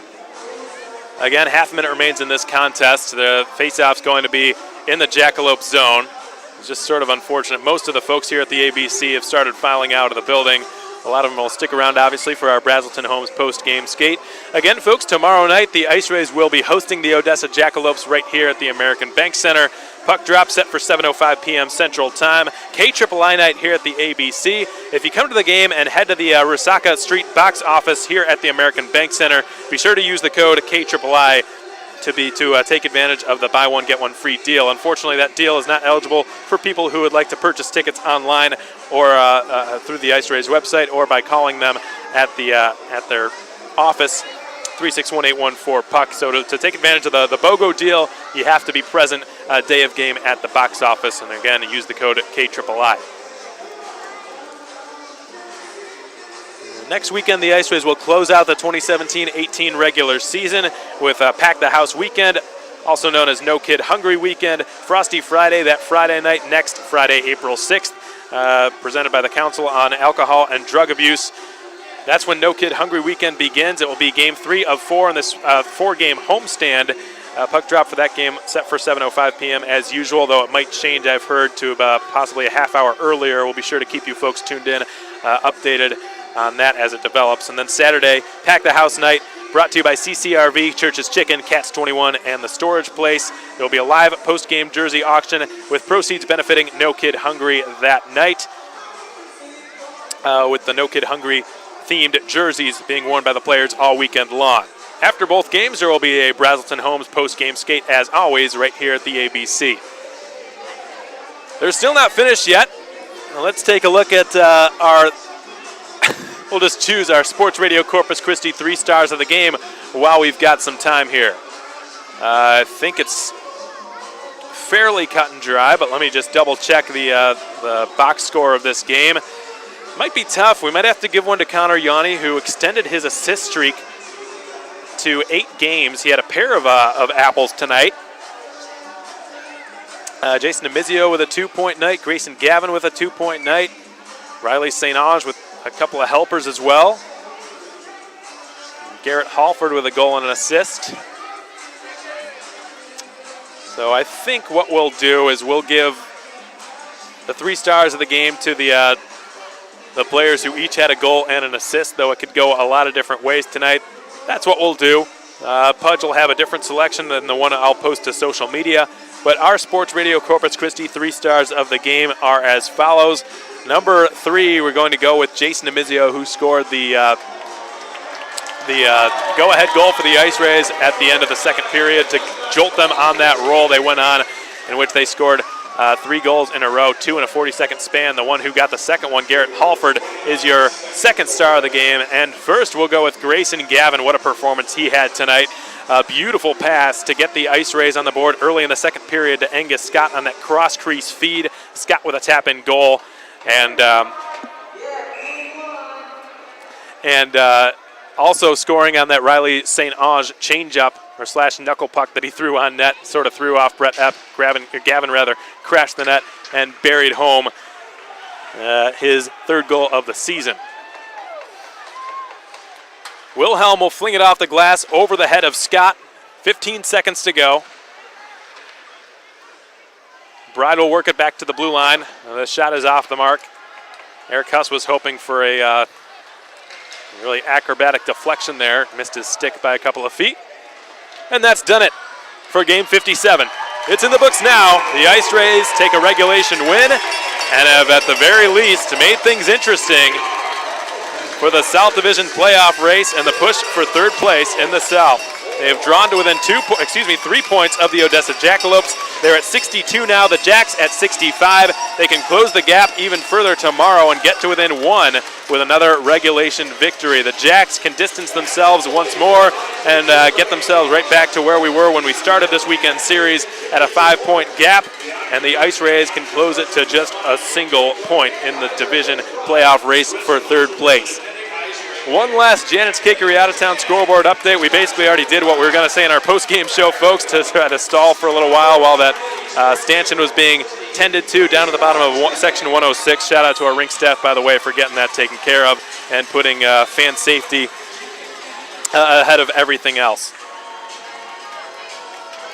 So it looks like Shreveport just won. They have clinched the first place spot in the South Division, whether or not they would have won tonight, but that just sort of puts the icing on the cake. Shreveport outshooting the Mudbugs tonight, outshooting the Brahmas tonight, 32-18, and the man who scored the game-winning goal, it looks like was Jordan Fader, the team's leading scorer, just 19 seconds into OT. Georgi Fedulov, Nikolai Jensen assisting on Fader's goal. The Mudbugs with a narrow 1-0 victory, and Mitchell Gibson finally allowed a goal. That's the first goal the Mudbugs have scored against that young man in nearly 3 full games played. The Philadelphia Rebels beating the Northeast Generals 6-2. Wilkes-Barre Scranton Knights with an 8-1 blowout over the New Jersey Titans. Janesville winning 4-3 over the Austin Bruins. Springfield Junior Blues and Minnesota Magicians bound for a shootout at the moment in Springfield tonight. Brookings with a 3-2 victory over Cooley Region, snuffing out their comeback attempt. Grayson Gavin given the third star of tonight's game by Pudge. His choices will be slightly different from my own, but they'll all be probably in the same ballpark. Grayson Gavin, tonight's official Sports Radio Corpus Christi third star of the game. Minnesota Wilderness with a 2-0 win over the Minot Minotauros tonight in suburban Duluth. Jason DeMizio given the second star. A goal and an assist for the second-year Ice Ray. He scored on the one-timer on that cross-crease feed by Garrett Halford, and also assisted on Halford's strike late in the second period. The second goal the Rays would score in a 40-second span.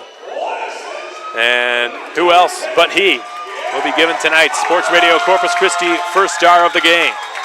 Garrett Halford, an outstanding performance, a primary assist, and the goal that we thought might end up as the game winner. It didn't end up being so. The Rays would need a fifth one to secure the win. Brendan Miller actually being credited with the game-winning goal tonight. But Garrett Halford, the man primarily responsible for turning this game in the Ice Rays' favor and jolting that 3-goal surge the Rays had late in period 2. He is tonight's Sports Radio Corpus Christi first star of the game. Elsewhere in Bismarck, they ended up, the game's not over. 6-5 the score. That's a barn burner up at the VFW Sports Center tonight in Bismarck, North Dakota. The Amarillo Bulls with a 5-1 victory over Topeka tonight. Adding insult to injury, Trey Bagwell buried another one late in the third period to answer a goal scored by a new player on Topeka, Michael Mushatiello, who we have not seen play against the Ice Rays this season. And finally, the Fairbanks Ice Dogs will be hosting the Kenai River Brown Bears later tonight in about 45 minutes or so, 7:30 p.m. Alaska time. That wraps up your final Janet's Cakery out-of-town scoreboard update. We hope you enjoyed the broadcast, folks. We know you enjoyed the outcome. Once more, your Ice Rays with 6, the Jackalopes with 4, and they have crept to within 3 points of the Jackalopes in the race for third place in the South Division. We'll be right back here tomorrow. As always, same time, same place, 7:05 p.m. puck drop from the American Bank Center. Alex Von Keudel saying so long, everyone. Hope you enjoyed the game tonight. 6-4 the final in favor of the Ice Rays. Have a safe rest of your Friday night.